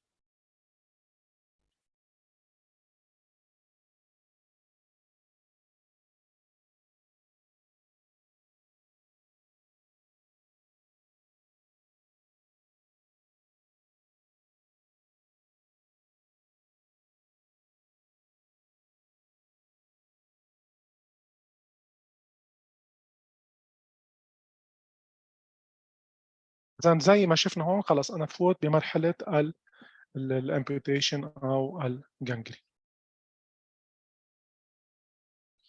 فإذا مثل ما تكلمنا mainly this is the signs of the foot infection ولا هي الإريثيما الورم it will be very hard to touch. بس وين بتبلش الخطورة بالموضوع؟ يعني وين بصير في pass come out of the ulcer but وين بتبلش الخطورة بالموضوع هنا؟ بلش إنه المريض فات ب very critical condition.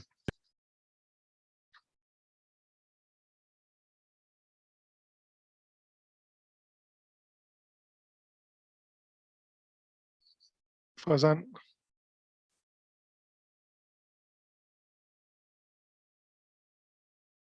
gangrene pass and gargarina, excellent, but loss of sensation, excellent. And there is one very point when I cannot feel the pulse or when the fit it will be very hard to touch it.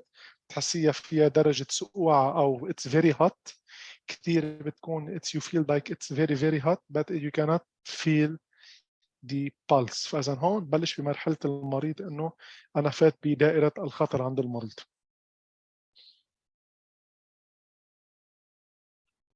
فإذا دايما very important to avoid this one. Just to I need to work on the optimizing the level of glucose by maintaining a good lifestyle, healthy food, insulin on time, follow up with a doctor just to avoid the diabetes food. Vascular مثل ما حكينا كمان very important to do the evaluation from the vascular side or from the cardiovascular side just to affect, and from the orthopedic side, and to do the x-ray. And this is how بتشوفوا بيصير في كثير من deformities، بيصير في تغيير بشكل الرجل بالاخص وقتها بيصير في amputation. يعني بتعرفوا نحن يعني وقتها بيقولوا هذا المرض الصامت فعلا، لانه فعلا يعني ردنا يشفي جميع المرضى بس اتس. طيب how to work on avoiding this one. ما بدي مشان أنا أمنع حدوث هذا الموضوع عند مريض السكري. شو هي الأشياء اللي مفروض اشتغل عليها، أو شو هي الأشياء اللي كتير مهمة اشتغل عليها عشان امنع حصول هذا الموضوع عند مريض سكري؟ أول شغلة avoid smoking. دائما التدخين عم ركزها. You need to avoid smoking. ما لازم التدخين مضر، ولازم امنع المريض السكري اتس فوربيدن، لانه بدون شيء عنده نشفان بالشرايين. ارجع اعطيه سموكينج فوق هالشيء كله، اتس a big problem. Walking barefoot, the use of heating pads or hot water bottles. كمان انتم بتعرفوا واحدة من complication انه المريض ببطل عنده شعور الاحساس بالاشياء مع الوقت. خلص يعني اذا حط رجله بمكان جدا بارد he will not feel it. إذا حط رجله بمكان جدا حار he will not feel it. يعني إن كان هون ولا كان هون the sensation of burning رح يصير في عنده نوع، يصير في عنده burning يعني حريق، رح يصير في عنده burn برجله. فإذا very important يعني هيك. وأهم شيء إنه ما خلي فإذا يروح على يبلش يروح على الباثينج without checking the temperature and maintain a suitable temperature of water اللي حيستحم فيها، لأنه مثل ما قلنا ما بده يكون، لأنه هو ما عنده أي إحساس بهذا الموضوع.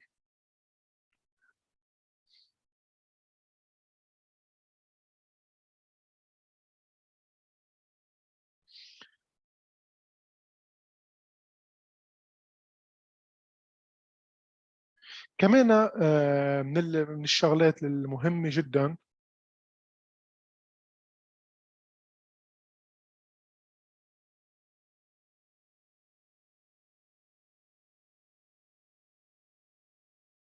اللي هي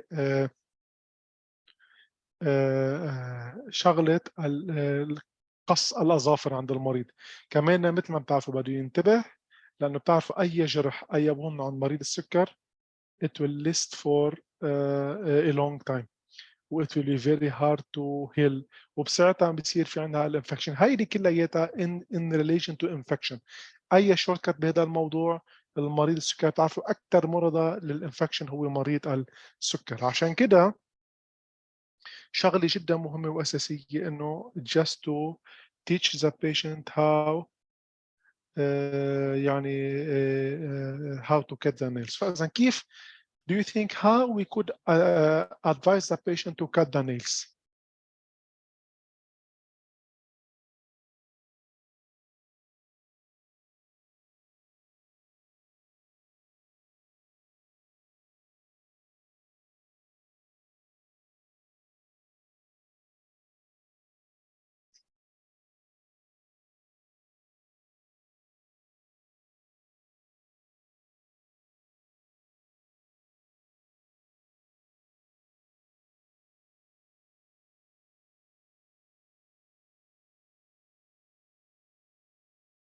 فإذا as you said نحن أهم شيء يعني إن just keep on shape يكونوا فإذا every day we need to inspect it daily the food. كمان we need to look you know we need to look underneath just to see if there is any area. What else؟ شغلة جدا جدا مهمة.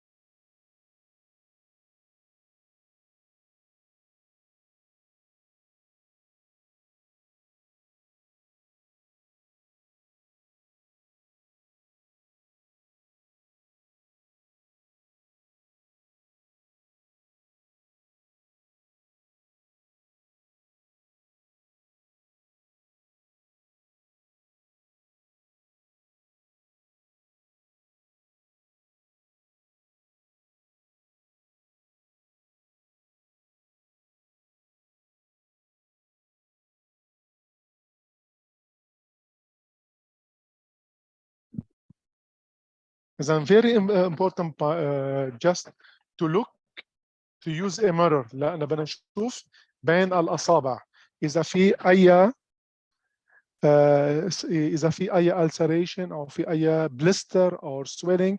This should be inspected on a daily basis, and if you cannot do it by ourselves we will always advise the wound care or just to فإذا الشوز كمان أول شيء السوكس ما لازم تكون كتير شديدة، ما لازم تكون كتير واسعة، ولازم تكون هي بيزد على الكوتون مش على النايلون.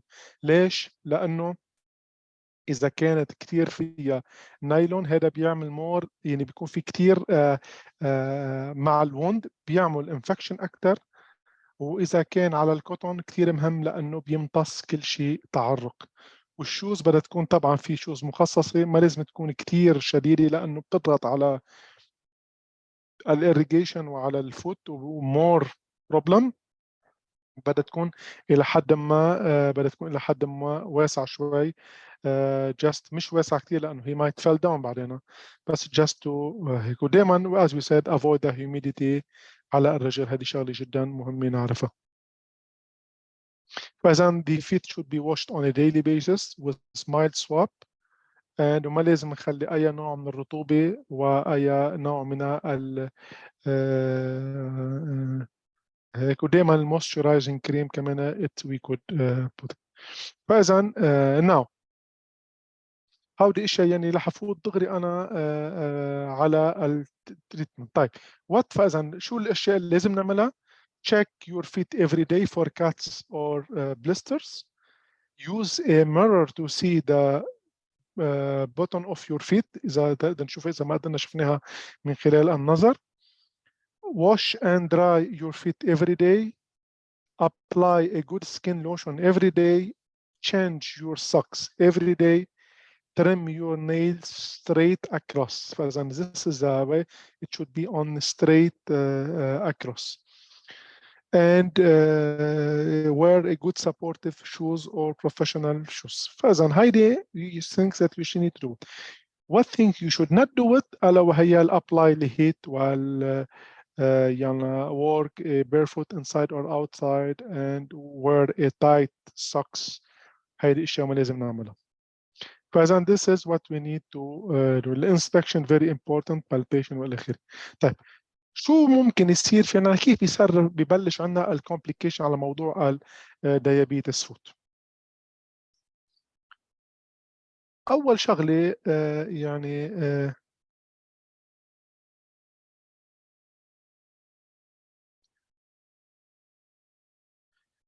بهذا الموضوع أول شغلة بتبلش مثل ما حكينا، الموضوع ببلش ب simple infection. بيصير في عنا blister or wound while cutting the nails by mistake، أو نحن صار في عنا burning يعني من هذا الموضوع أي شيء. أوكي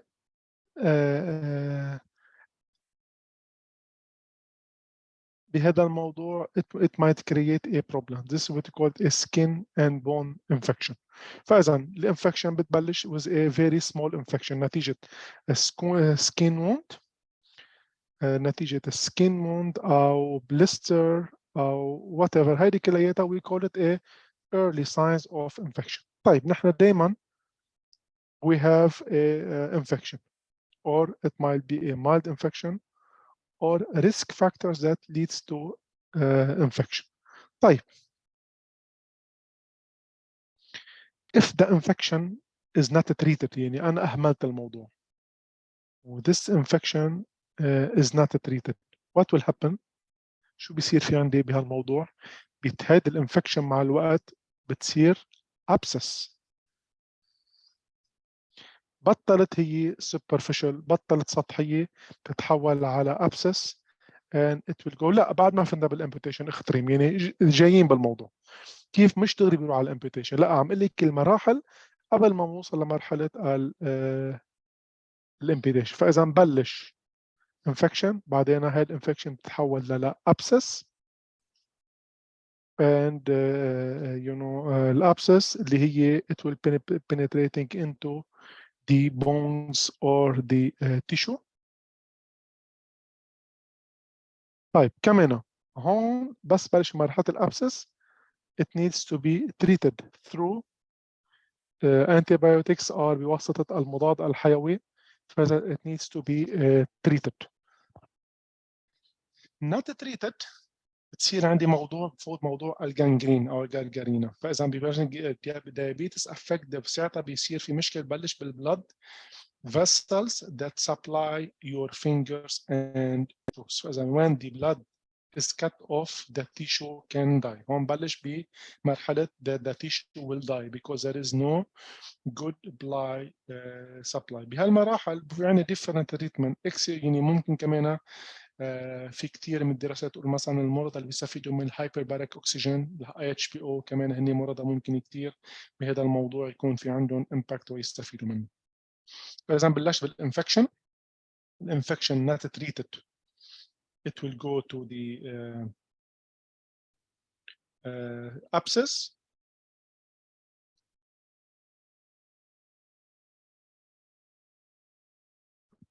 not treated it will go to gangrene اللي هي ببلش مرحله the tissue will die وبلش جرب انقذها من خلال السبلاي اوف اوكسجين اما من خلال مثل ما حكينا الهايبرباريك اوكسجين والى اخره.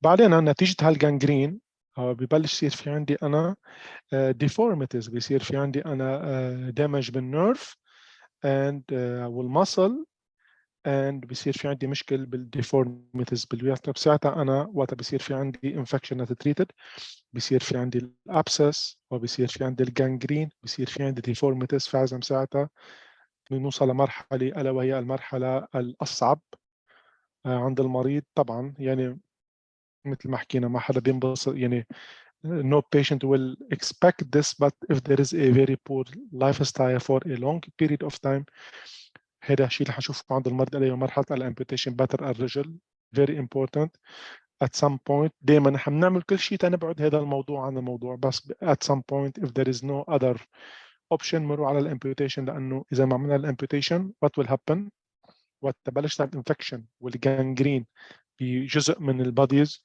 ونات تريتد وخلص اتس داي what will happen بساعتها المريض شو بيصير ليش بنصير نخاف من السبتك سبسس او السبتك شوك انه يصير في تسمم على يعني الجسم كله وبساعتها المريض بيفوت بمشكله يعني شفتوا المريض from a poor lifestyle it might lead to severe septic shock والamputation فإذا very important to be careful about this.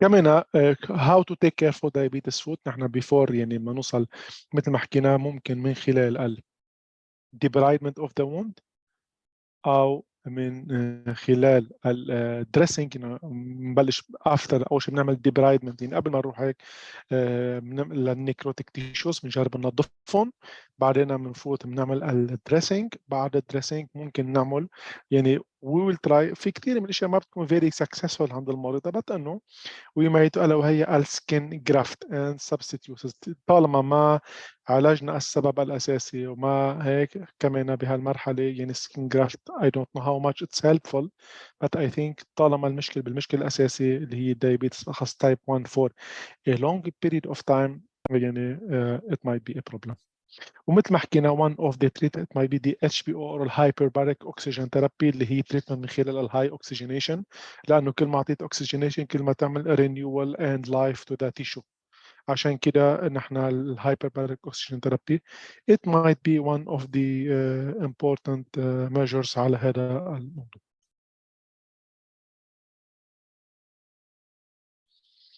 كمان مثل ما حكينا مانجينج انفكشن لانه فاذا الانفكشن بدنا نمسكها من الاصل يعني مشان ما نوصل لمرحله مثل ما شفتوا الديبرايمنت والجانجرين والانفوتيشن والديفورميتيز وهيدي كلها اشياء يعني نحن بغنى عنها طالما المريض يعني هي از نوت فينا نجنبه اياها يعني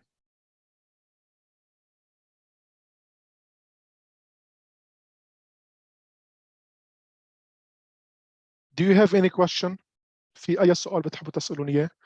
Then I will give now the floor 5 minutes for a question. في عنا قبل ما نكون على 2:30 بعد 3 دقائق من الحين مع البوستر. If you have any question, please let me know. I am ready to answer your question now before ending the session.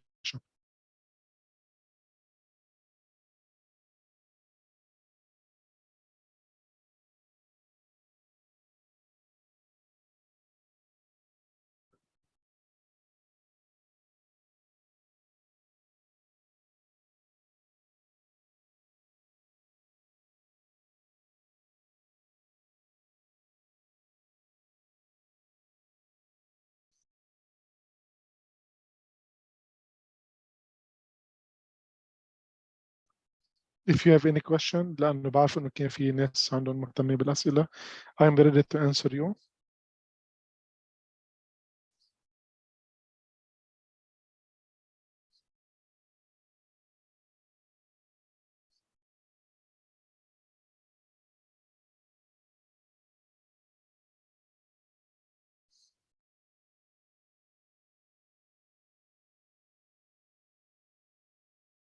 If there is no question, Faizan, now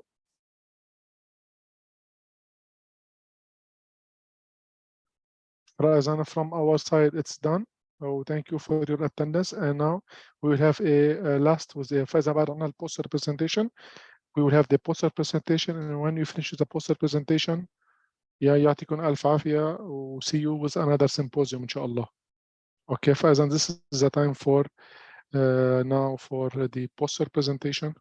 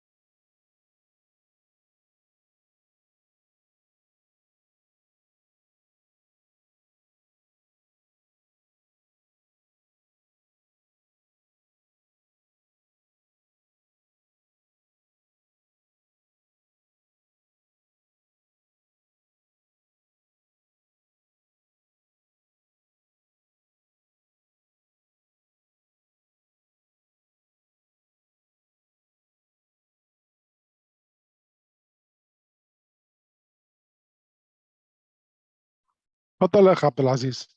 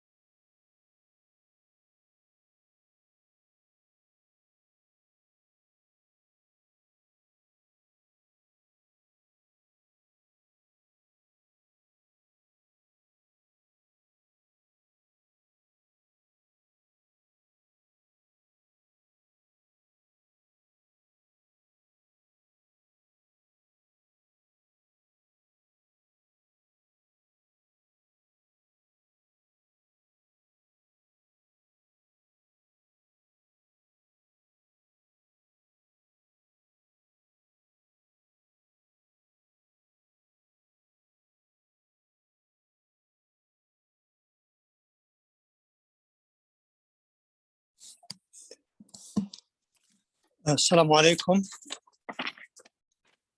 الله مساكم بخير جميعا. Good afternoon, everybody. Today we'll talk about the risk management and patient safety in this seminar.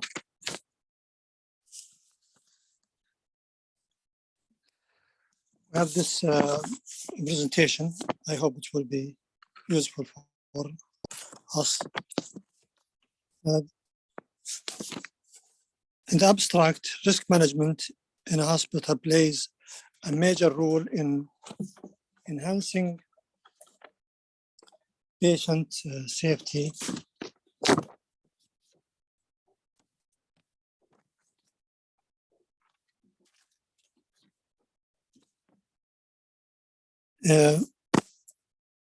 enhancing the patient safety and care quality.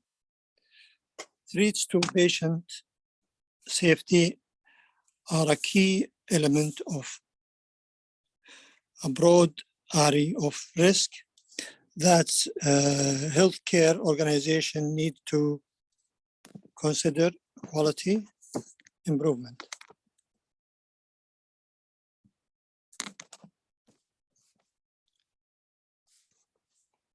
The quality improvement focuses on achieving the best possible outcomes. This can be achieved through examining and managing risk of the healthcare organization. Risk manager can use incident report and other sources of information to manage risk and ultimately impact patient safety and quality care.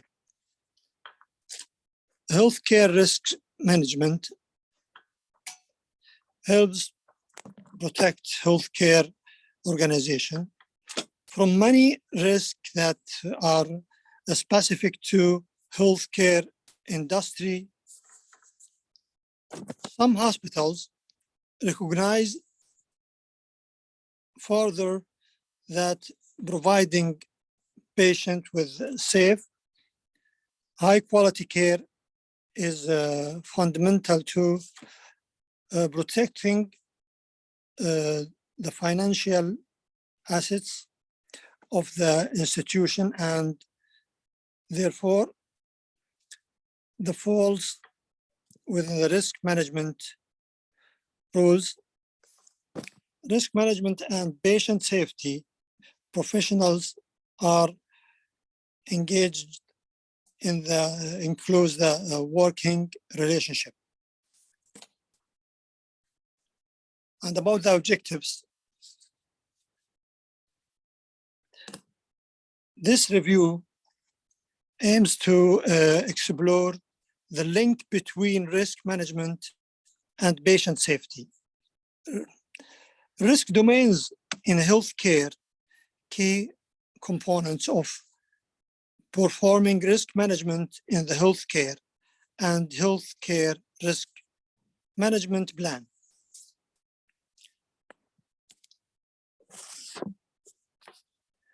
In the methodology here, using the symmetric review approach, this research focuses on all the articles and papers published on the patient safety and risk management in the hospitals. A number of the sufficiently reliable database are used, such as Google Scholar or Science Direct, SEG, Springer Link, and EBSCO Discovery. This research copies and include materials published from 2021 to 2022. The research yielded 62 studies and 55 studies were screened on their titles and citation. Forward 29 studies. 29 studies were screened on the abstract. Then 16 studies were only suitable for the study.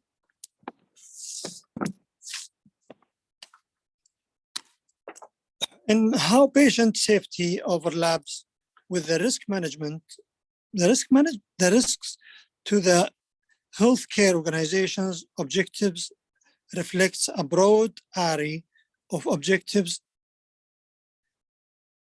including health, healing, and no harming patients, maintaining a safe environment for staff, and being physically responsible, maintaining or adding services, meeting applicable standards and regulations, and maintaining a variable public reputation. Patient safety focuses on mitigating harms to the patient. Risk management focuses on a patient harms as a key priority, as well as other types of risks. Also, the patient care is one element of the healthcare risk that the organization must address.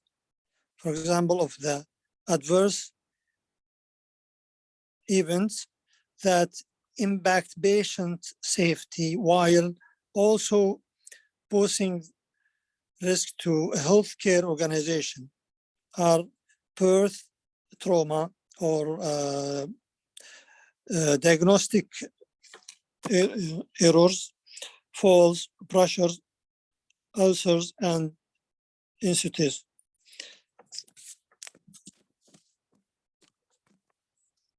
When talking about sources of information used by the risk manager review information from the variety of sources in order to manage risk.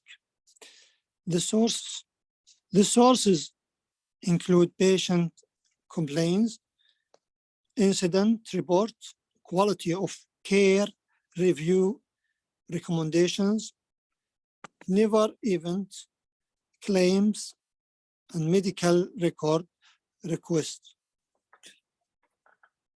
Recall and alert concur, recommunications, accreditation or recommendation, performance. Publicity reported patient safety indicator, new logarithmic regulation, the healthcare organization's strategic plan and safety culture, survey results and report from executive work arounds. When healthcare providers feel empowered to speak up, issue and problems can be identified and addressed, the risk managers rule support reporting incidents and aggregating information to identifying potential areas for the environment. The learnings from the healthcare claims provide sources of information that risk managers can utilize to improve patient safety, the healthcare organization can prioritize area of focus based on trends in the claim data. And about the domains, the risk domains in healthcare, it's about 8 risk domains: operational or hazard and clinical patient safety, and the technology and legal regularity, and human capital or financial or strategic. All these 8 risk domains.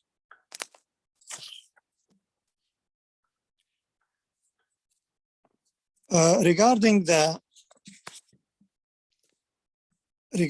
key components of the performing risk management in the healthcare,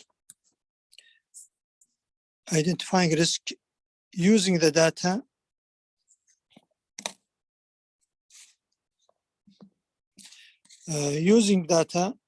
institutional and industry knowledge, and by engaging everyone, performing and administration and patient and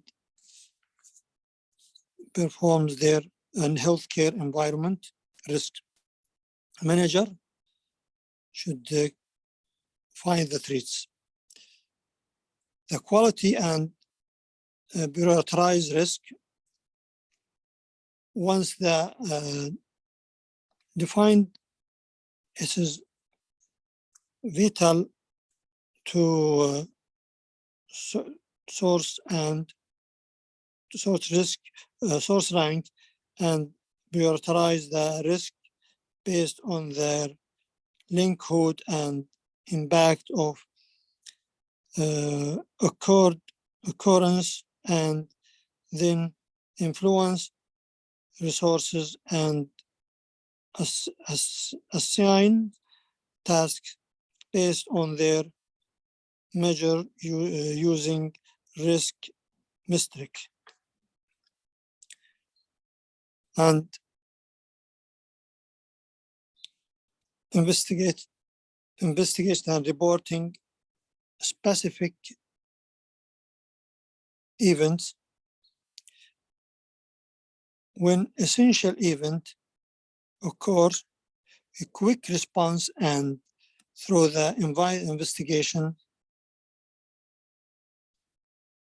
addresses medical patient safety issues and reduce further risk.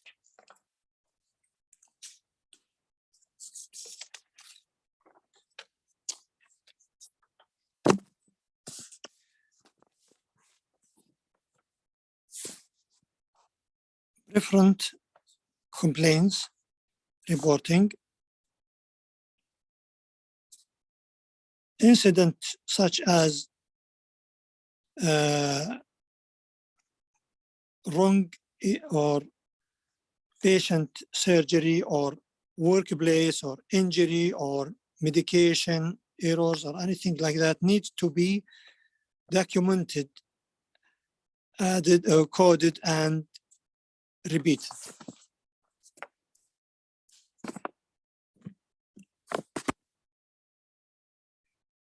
Capture and learn from near misses or good catches. To develop the culture of the reporting on near misses and good catches,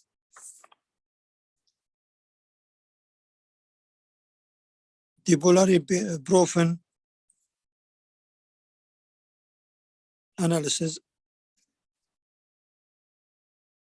modifying and investigation using models such as a root or causes analysis. About the investigation or about invest in the robust risk or management information or systems, RMIS, tools for documenting incidents, tracking risk, reporting trends, benchmarking data, and point and making industry comparisons, and also finding the right balance of risk,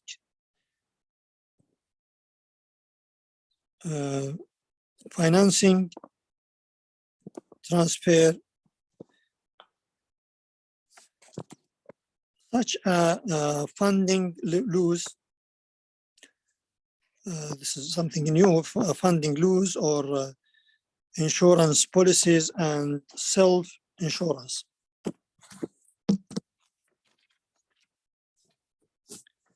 Healthcare risk management plan. In this stage or in this plan, education and training is required because risk management plans need to detail employees' training requirements, which should include a new employees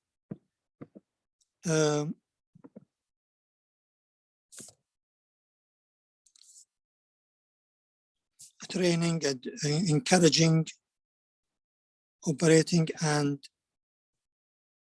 in science or in trauma and training and annual review of the competitive validation and even specific training for the staff. Patient and family grievance procedures for the documenting and responding to the patient and family complaints should be described in the risk management plan. Response time, staff responsibilities, and prescribed action need to be articulated and communicated.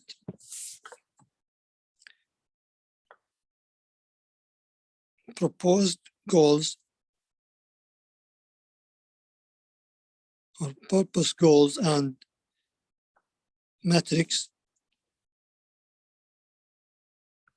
Specific goals to reduce liability claims, essential events, near misses, and the overall cost of the organization's risk should be well articulated. Communication plan. The plan should include open and spontaneous dialogue information about how to communicate about risk, a safe, no blame culture between the staff and the group, and animals report capabilities.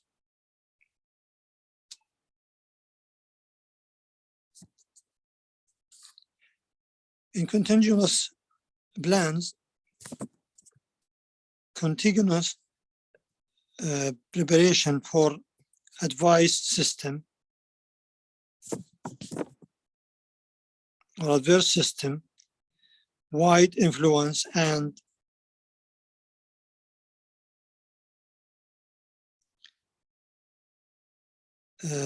set of basic situations such as malfluencing EHR system, security breach, cybers or attract the diseases outbreaks, reporting,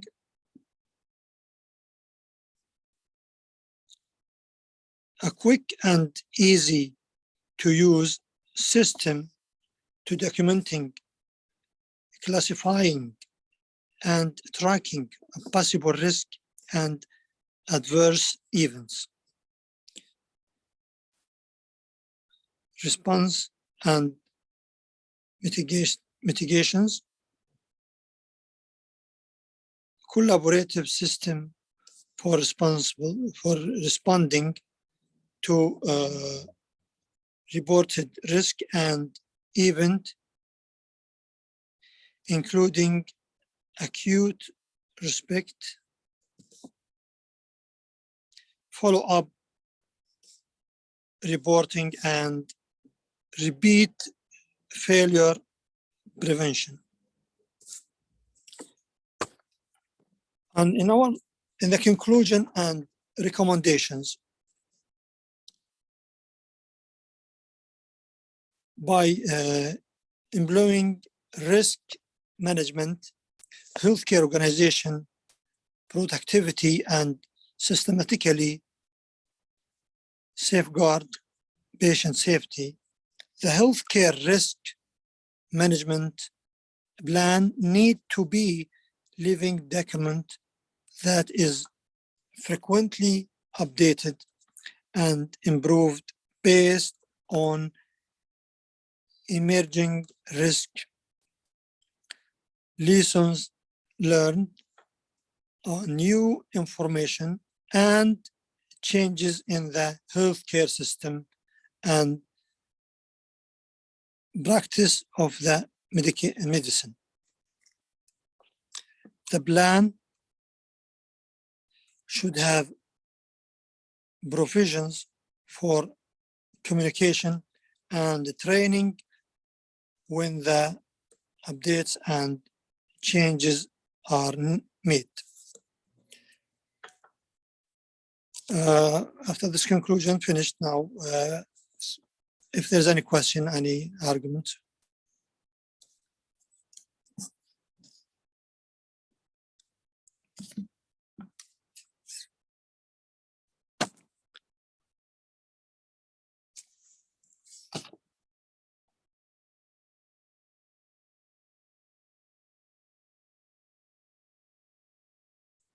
No question. Thank you so much. Thank you.